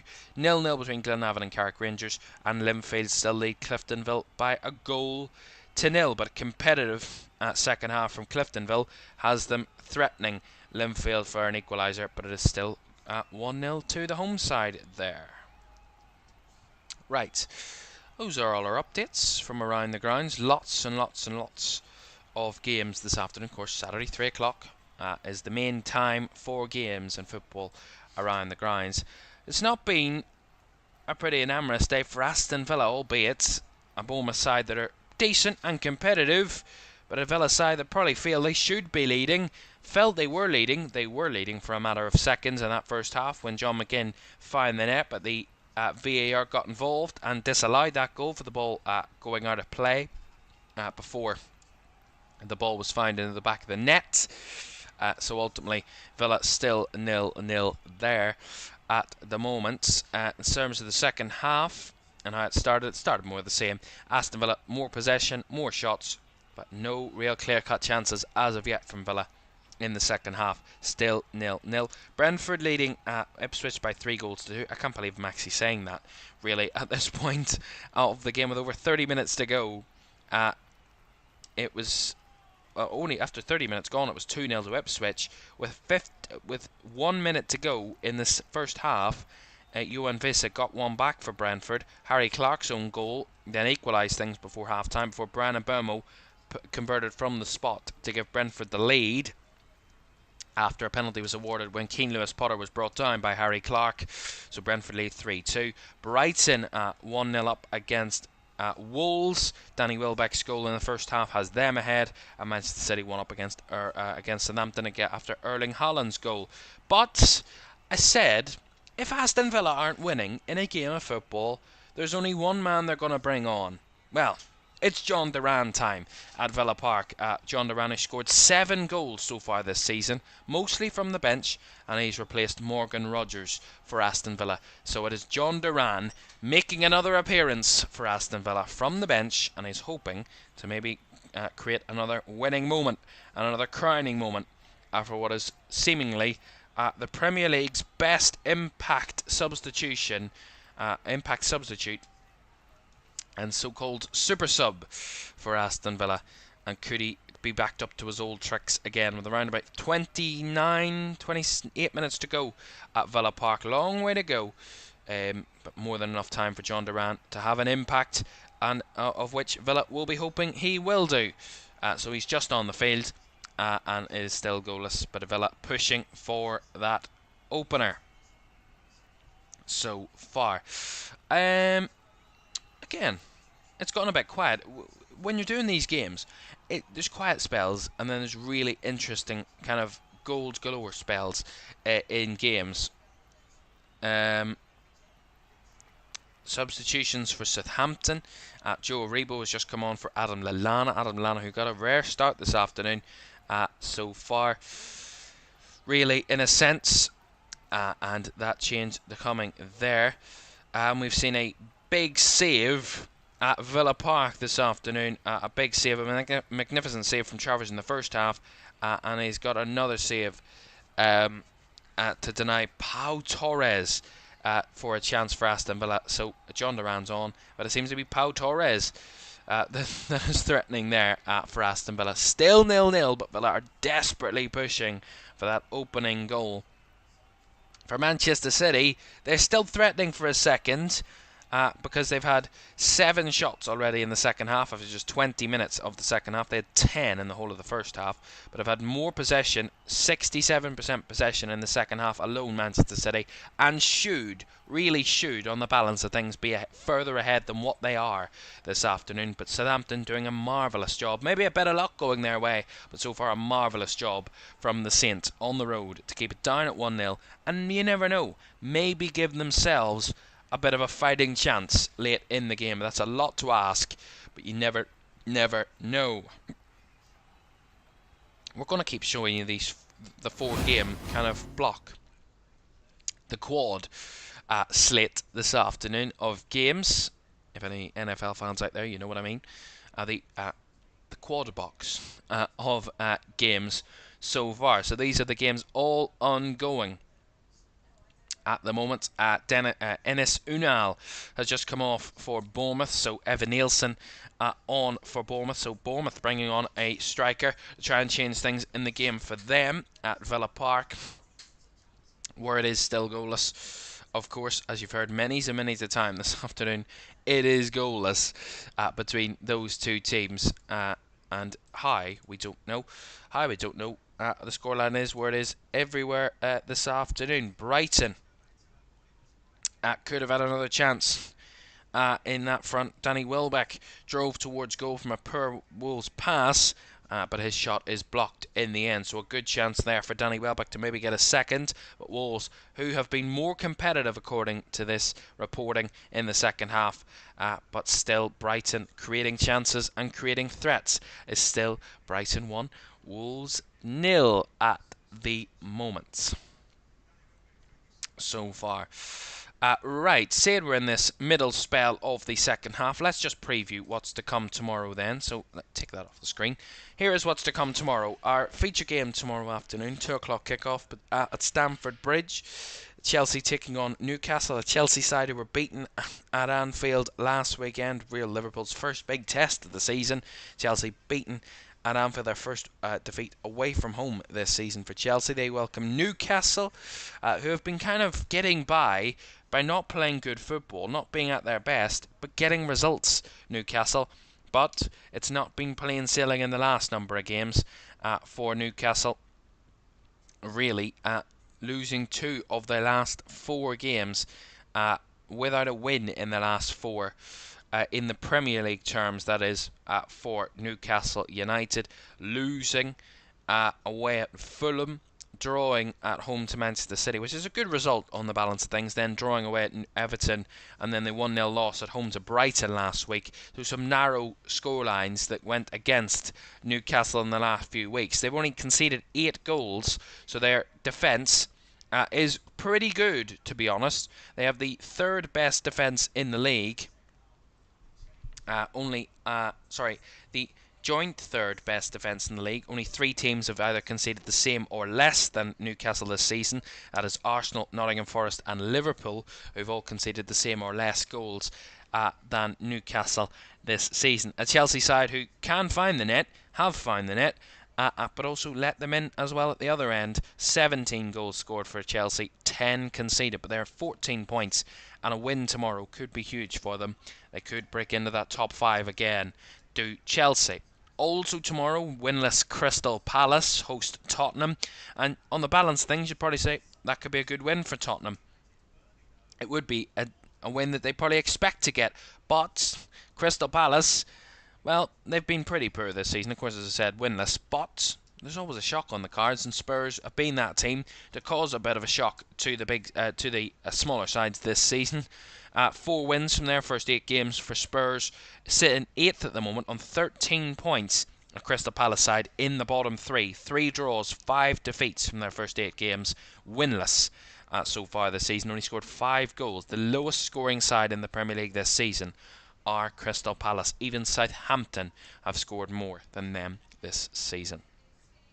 That's also a 2 o'clock kickoff. And then West Ham, Manchester United. 2 sides that don't know what to be at with themselves, whether to draw, to win or to lose in consecutive games, because they're up and down yo-yo clubs really. roller coaster clubs at the moment are West Ham and Manchester United. West Ham have had a win, a draw and a loss in their last 3 games. They drew away at Brentford, they won at home to Ipswich but lost away to Tottenham in their last 3. Manchester United on a decent run, unbeaten, but really unable to capitalise on big moments in big games. They lost 3-0 away at home to Tottenham, drew with Porto, drew with Villa, won against Brentford after being behind in that game narrowly, and then drew away at Fenerbahce in the week, seemingly maybe on a kind of a peak in their roller coaster times, Manchester United, rather than a trough at the moment. But we'll see what they can do against West Ham tomorrow. But the big one we want to talk about, and we have to talk about, is Arsenal against Liverpool. What a game that is tomorrow, set up to be at the Emirates. A Liverpool side that have won 7 of their 8 Premier League games this season, 11 of their 12 games in all competitions they've won. Only Nottingham Forest have denied Liverpool a win this season in every single game. They would be impeccable if, of course, Nottingham Forest didn't beat them, but they did. Of course, a win would bring them back top of the table, with Man City winning today, but that's very narrow, so you never know.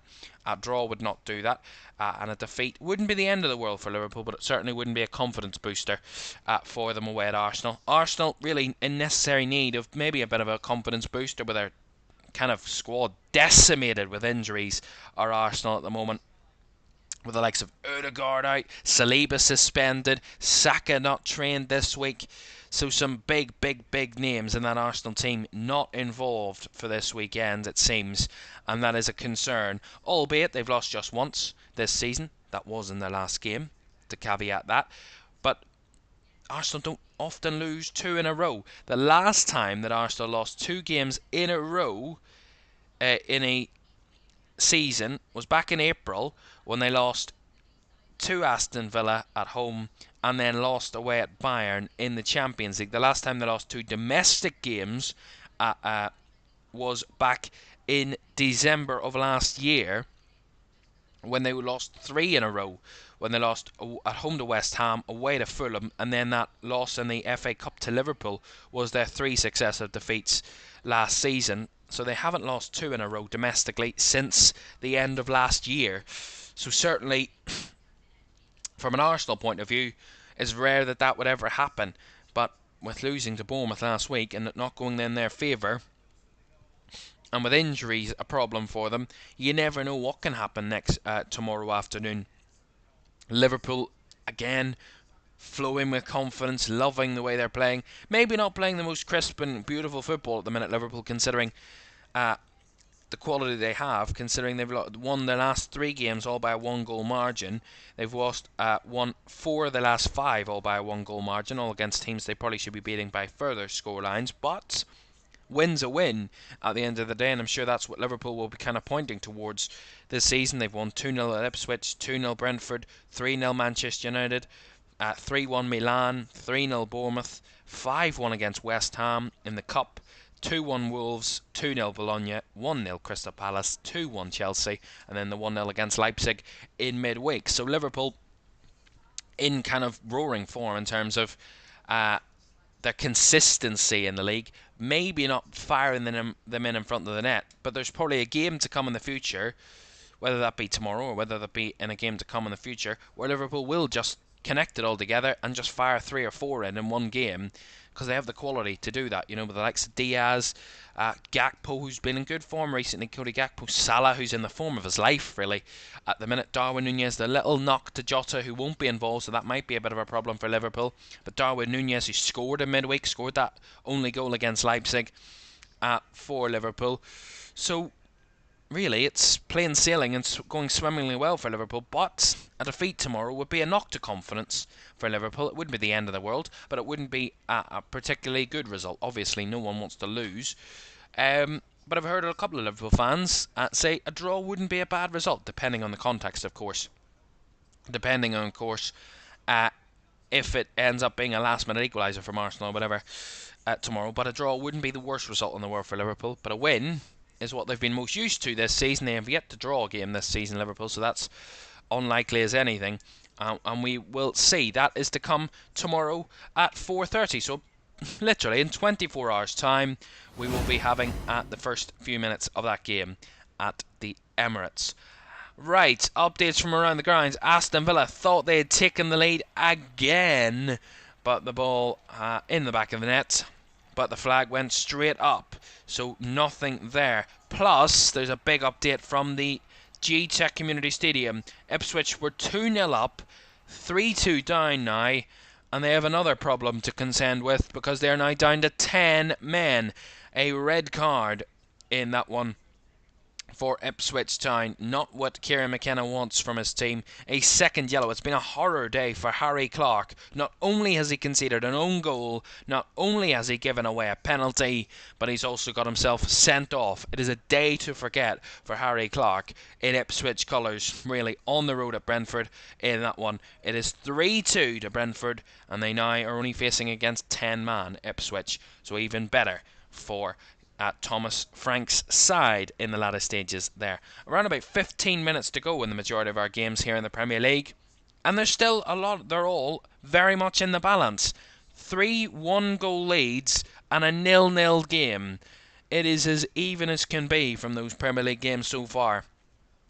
And as I say, Unai Emery cannot believe, because it was John Duran who was in the middle of the box.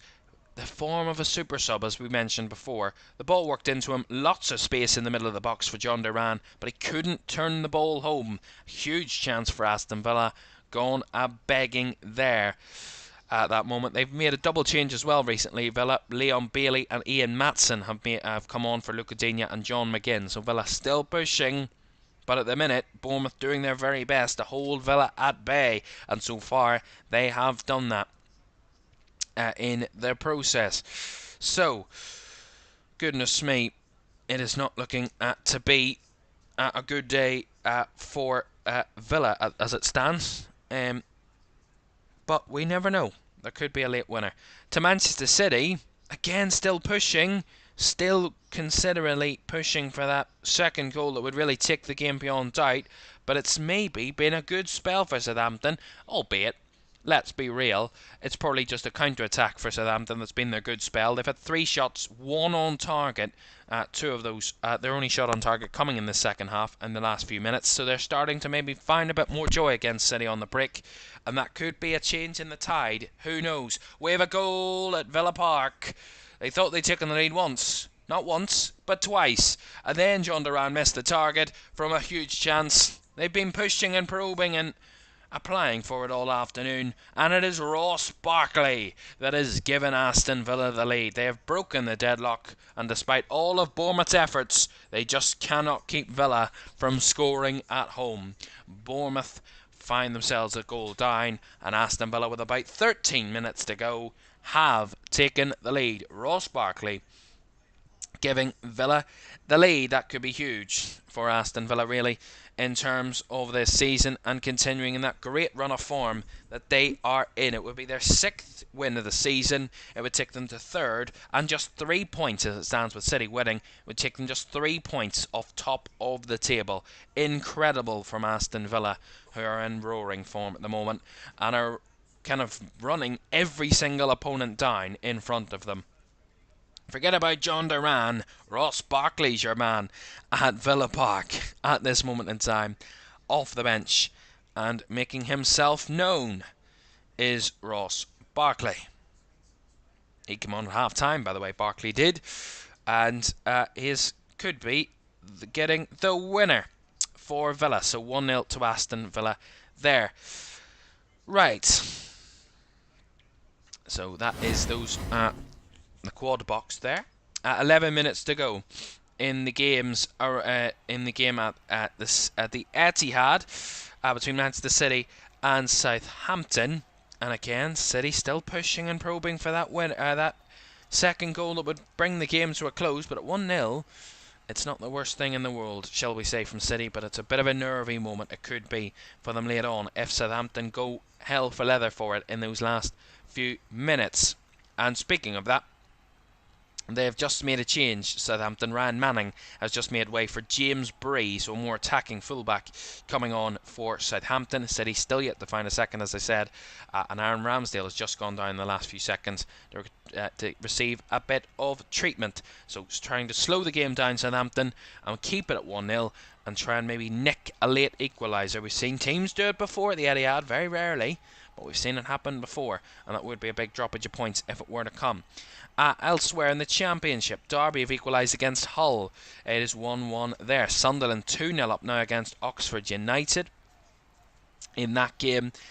Elsewhere in La Liga, it's still goalless between Vallecano and Alaves in that one. 2-1 still remains between Augsburg and Dortmund. Dortmund down to 10 in that one as they're coming into the last few seconds. Almugera Kabar with a second yellow card for Dortmund, so they look to be falling to another defeat in that one. So far in the Scottish Premiership, Dundee 1, St Johnstone 1, and Ross County have turned it all around, it seems, against Kilmarnock, who are down to 10. Jordan White with the equaliser, and Ross County have just taken the lead in that one against Kilmarnock. It is 2-1 to Ross County in that one. That could be a big result there. In the Irish Premiership, we will give you one last update before the final scores there from the Irish Premiership. It is Coleraine who have turned it around, it seems, against Glentoran in that one. Glentoran leading through Frankie Veed from the first half, but Matthew Shevlin getting 2 goals inside a matter of minutes for Coleraine, who lead 2-1. Crusaders 1, Ballymena 0. That could be huge. Ballymena in second place in the Irish Premiership coming into this afternoon. And they trail Kieran Offord, who scored 4 in his first 4. I don't know, a bit of a goal drought himself, but could be the winner for Crusaders. Dungannon now 3-1 down at home to Loughgall. A Loughgall side bottom of the Irish Premiership, but it could be causing a big shock to one of the top 3 at Dungannon. 3-1 down. Still goalless between Glenavon and Carrick Rangers. And a big game at Windsor Park this afternoon. Matthew Fitzpatrick gave Linfield, the top of the table side, the lead in the first half, but what could be a turnaround comeback from Cliftonville at Windsor Park. Ryan Curran with the equaliser, and Ryan Corrigan with what could be a winner in the 86th minute for Jim Magilton's Cliftonville. It is at Linfield 1, Cliftonville 2. With minutes to go there. But back to the Premier League with the last few minutes to come here. It is still all in the balance. Villa 1 up against Bournemouth. Brentford 3-2 up against Ipswich, down to 10. Brighton 1 up against Wolves, and City 1 up against Southampton. They are all in the balance and could all change in these last few minutes. There are 8 minutes to go at Villa Park, 11 minutes to go at the G-Tech, 10 to go at the Amex, and 7 or so to go at the Etihad, with of course added time to be added on to any of those and all of those games, it seems. So lots to tell you and lots to really get our teeth into in these last few minutes. Brentford have just made a couple of more changes in the last few minutes, according to a few players. Ross Barkley is playing in the form of his life at the minute. Ross Barkley, a nervy end for Brighton there defending, because Wolves are pushing for an equaliser in that one at the Amex. I said Wolves have been much more competitive in the second half, and they are starting to threaten. They have had less shots than Brighton in the second half, but more possession, more threat in front of goal, and that would appease Gary O'Neill, because they've had 4 shots on target from their 4 shots in the second half. Wolves certainly pushing for that equaliser, which would take them off bottom of the table if they were to get it. Speaking of wanting equalisers, could Southampton be getting a chance at an equaliser? They've had 1 or 2 opportunities in the last few minutes to try and get close to City's goal. I wouldn't say they've been anywhere near threatening City for an equaliser, but what I would say is City aren't seemingly pushing for a second, it seems, anymore. Albeit I'm not saying they're reserved at 1-0, but I'm saying maybe City are taking a bit more of a cautious approach, and maybe just not going hell for leather for a second to kind of stave off a Southampton threat of an equaliser late on. Maybe a bit more cautious from Pep Guardiola's City, who had to really kind of dig deep and dig in for big results this season and get wins, albeit still the only side yet to lose in the Premier League this season are Manchester City, and they don't want to drop another set of points this afternoon. It would be their third drop points in 9 if they were to fail to win this afternoon. But as it stands, they're winning, and they would be top of the Premier League table at least until tomorrow, when Liverpool will have the chance to take that back when they head to Arsenal. But for at least around 23 hours or so, or 24 hours or so, Manchester City, as it stands, would be top of the Premier League table, it seems. And we will keep you up to date. My watch has just put a 23-hour timer on, so I've somehow I told my watch to set a timer for 23 hours. I bloody well hope not. I'll have to fix that. I'll wait until after. More pressing matters at hand at the moment. Wrexham have seemingly won it against Charlton. They lead 2-1 in League One. Andy Cannon with the goal there to come. There's a long way to go in that one. A big stoppage in that one. 3-1 to Crewe against Tranmere. Bradford have got one back against Doncaster. It's 2-1. Plymouth, could they be on the charge for a late comeback? 3-2 it is to Preston. Plymouth have got a second. Andre Gray with a goal. About 8 minutes to go. Could there be a bit of hope for Wayne Rooney's side yet to come in these latter stages? Wow. Fabio Carvalho has just come on for Keane Lewis Potter for Brentford. So Brentford again making substitutions just to see this one out against Ipswich. 10-man Ipswich weren't able to really add on their 3-2 lead that they've had for the vast majority of this second half. Brentford is still 3-2 at this moment in time. So it doesn't seem like any of our sides are pushing for what would be a confirming second to extend their leads in the Premier League. It seems to be the sides that are behind that are maybe just threatening, and maybe, just maybe, giving us a bit of a late bit of drama. Bournemouth still really second best in that game at Villa Park, but you never know, with a 1-goal lead anything can happen, and the game has just gone a bit flat there in the last few minutes. So maybe Villa looking to dead that game in the latter stages. Ipswich, I'm not saying they've had anything really to show for in the second half, considering they have gone down to 10. But to be honest, there could be something going on there. Wolves are the most threatening of the away sides at this moment in time. They are continuing to push and probe Brighton at the Amex, and are certainly the most threatening of the 4 sides that are behind at the moment to try and get an equaliser. It's still 1-0 to Brighton. Danny Welbeck's goal is the difference as it stands, and with 6 minutes plus the additional time to go, there is still chance for anything to happen there at this moment in time. And maybe a possible penalty at Villa Park. There was some calls for that.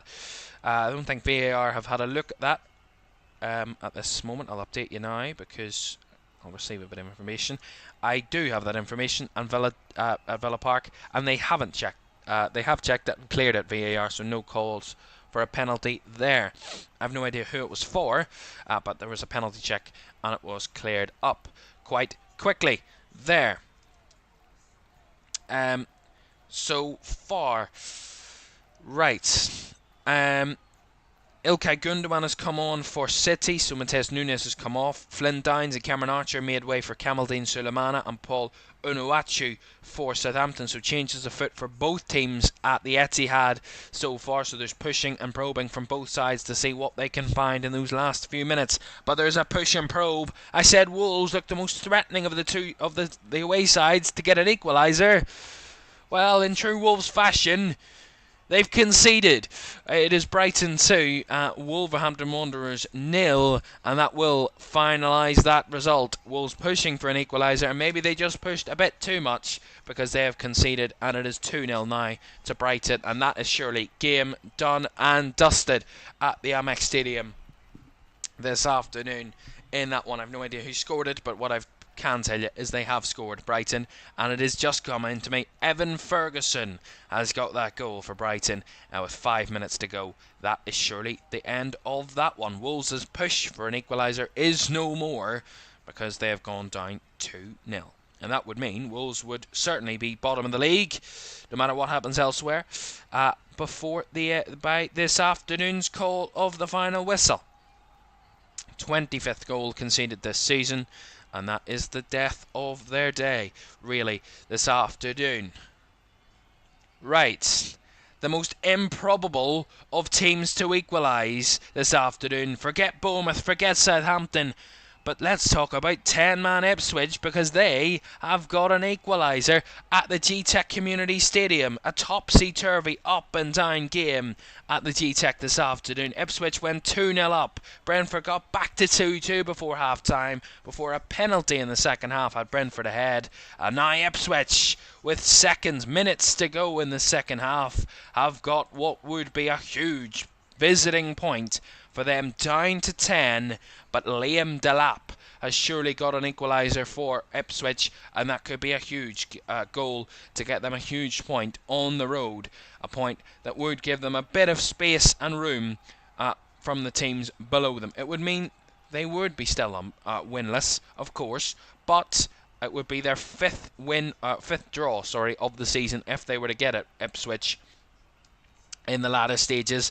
There, fabulous work for Kieran McKenna's side, who last season showed incredible character to win games of improbable nature. Well, this could be another one where they're getting something from a game where they shouldn't be getting anything, considering how Brentford have commanded the second half. But 3-3, anything can happen in the latter stages. Speaking of anything can happen, they're into added time at the Etihad. 6 added minutes there at the Etihad. For you. 1-0 to Manchester City. I don't know if Southampton are pushing or probing. I think they are, but they're not getting much joy so far. 2 shots on target this afternoon for Southampton. Compare that to City so far, who have had 21 shots, 7 on target. So they're dominating City. Unable to find that second, but when we say if you don't take your chances, you will be punished in the Premier League. And Manchester City yet to keep a home clean sheet. The odds are against them late in this game, but you never know. Anything can happen. I said Wolves have been pushing for a goal. They were pushing for a goal before Brighton had scored.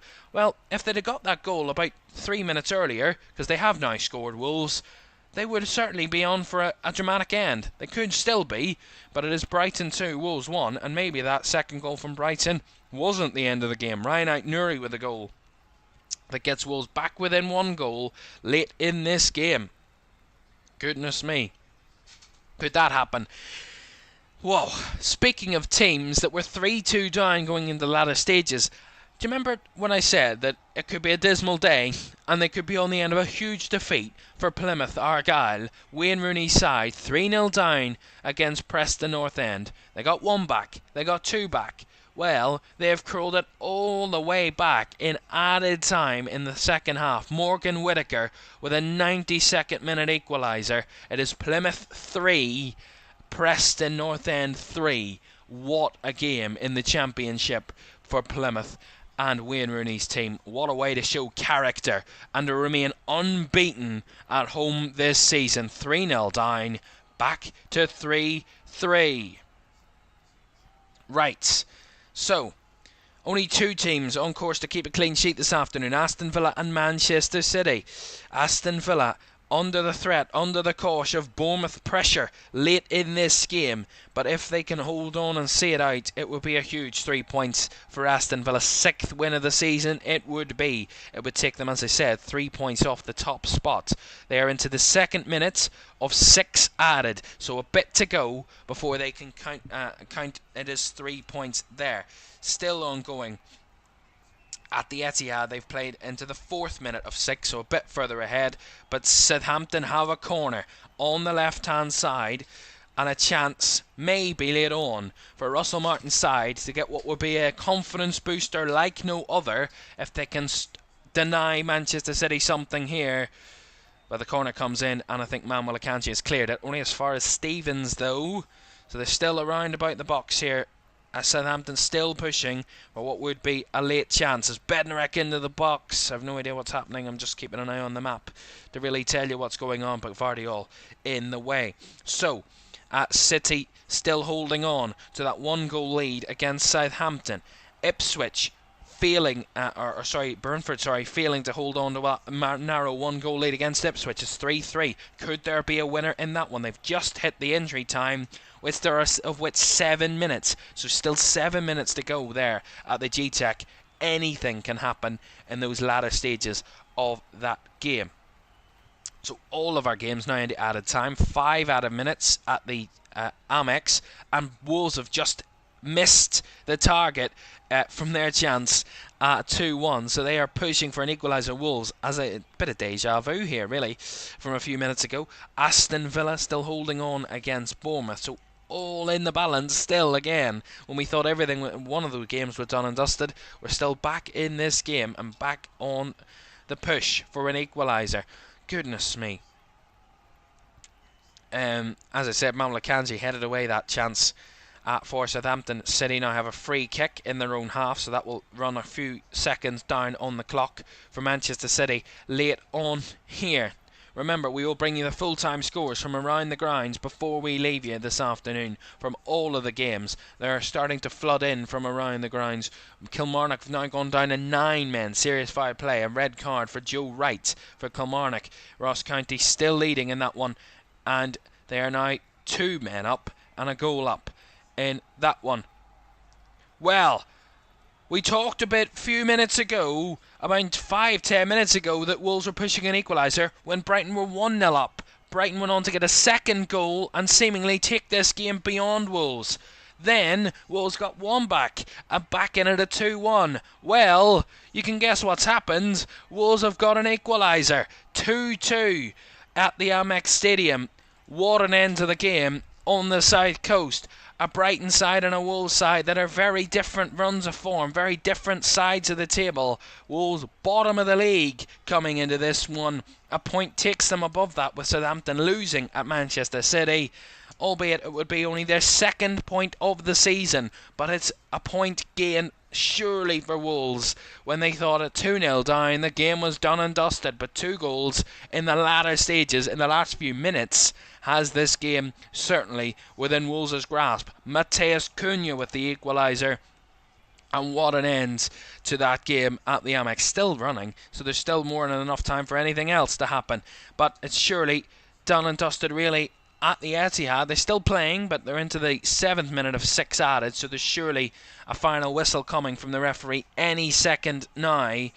But it's last chance saloon for Southampton if they want to get something out of that game, or will City hold on and narrowly win once again and get another set of 3 points to take themselves to the top of the Premier League table. There is something else happening around the grounds. I said all these games were a narrow, close difference. Brentford were 1 goal up. They've conceded late on. Brighton were 1 up. They've conceded late on. The same has happened at Villa Park. They were 1 up and they have conceded late on. Bournemouth have got a late equaliser at Villa Park. Aston Villa were pushing and probing for so long in that game to get what would have been a winner. They did get a goal through Ross Barkley, but Evan Nielsen is the super sub today for the visiting Bournemouth, because he has got a 96th minute equaliser of 6 added minutes. Seemingly impossible, but it's never impossible in the Premier League. It is gone 1-1 there. So the 3 games that are level are still going. The one game that is just finished is the game that we've been watching all afternoon. Keep you up to date with all afternoon. Manchester City 1, Southampton 0. They've done it again, City, winning by just the 1 goal against their opponents. Southampton ultimately did their very best, tried their very best, and held City to just 1 goal today.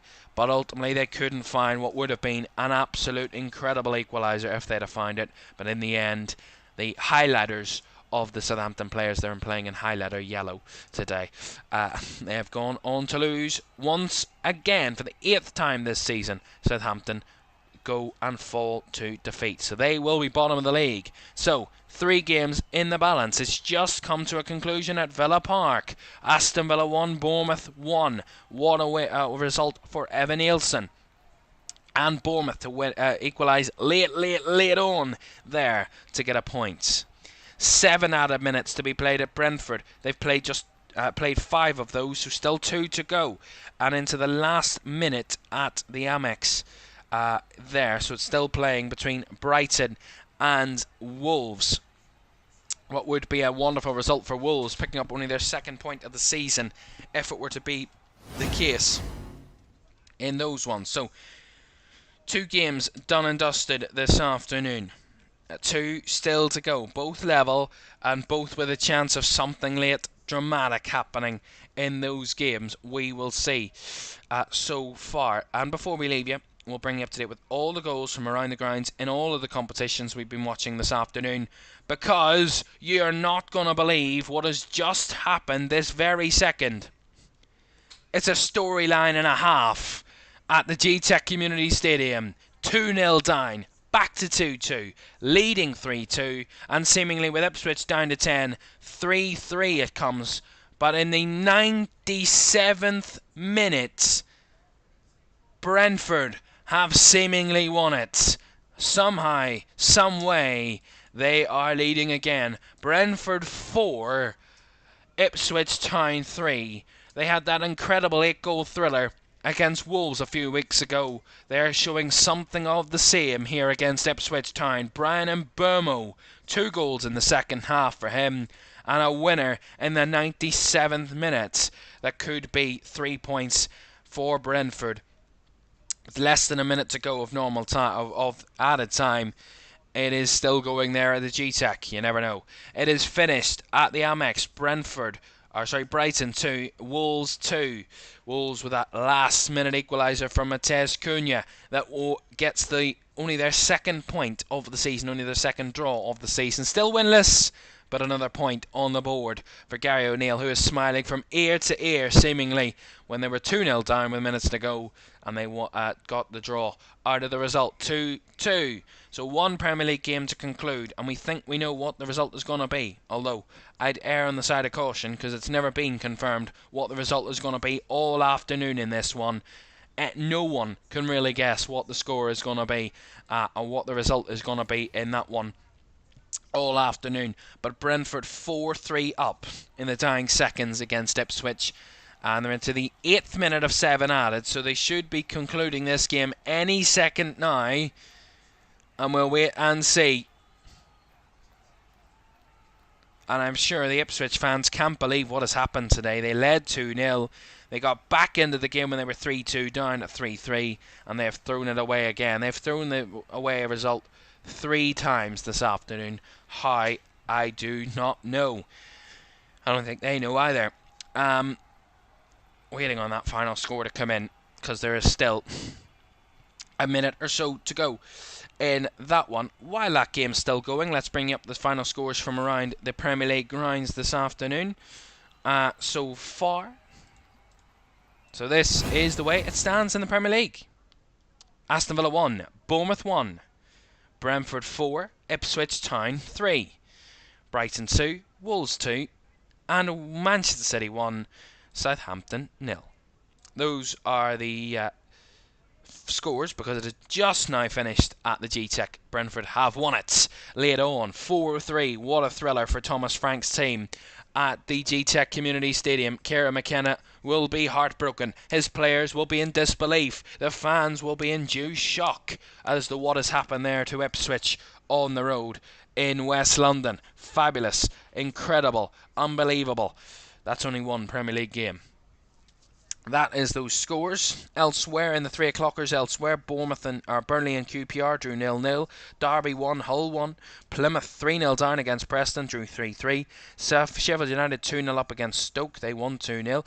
Same with Sunderland, they won 2-0 against Oxford.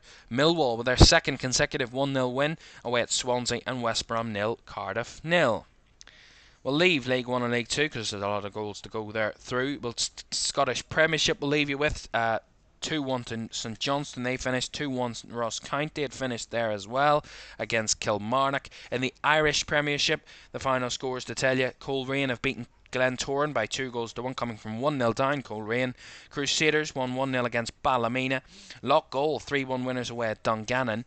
1-1 at finish between Glenavon and Carrick Rangers, and a comeback from Cliftonville against top of the table Linfield to win by 2-1. All of the top 3 in the Irish Premiership today, all lost. Wow. Just wow. Right, that is it from us this afternoon on Goal. 4 Premier League games with absolute thrillers to the very end. Villa drop points, Brighton drop points, but Brentford and City squeak through. See you tomorrow.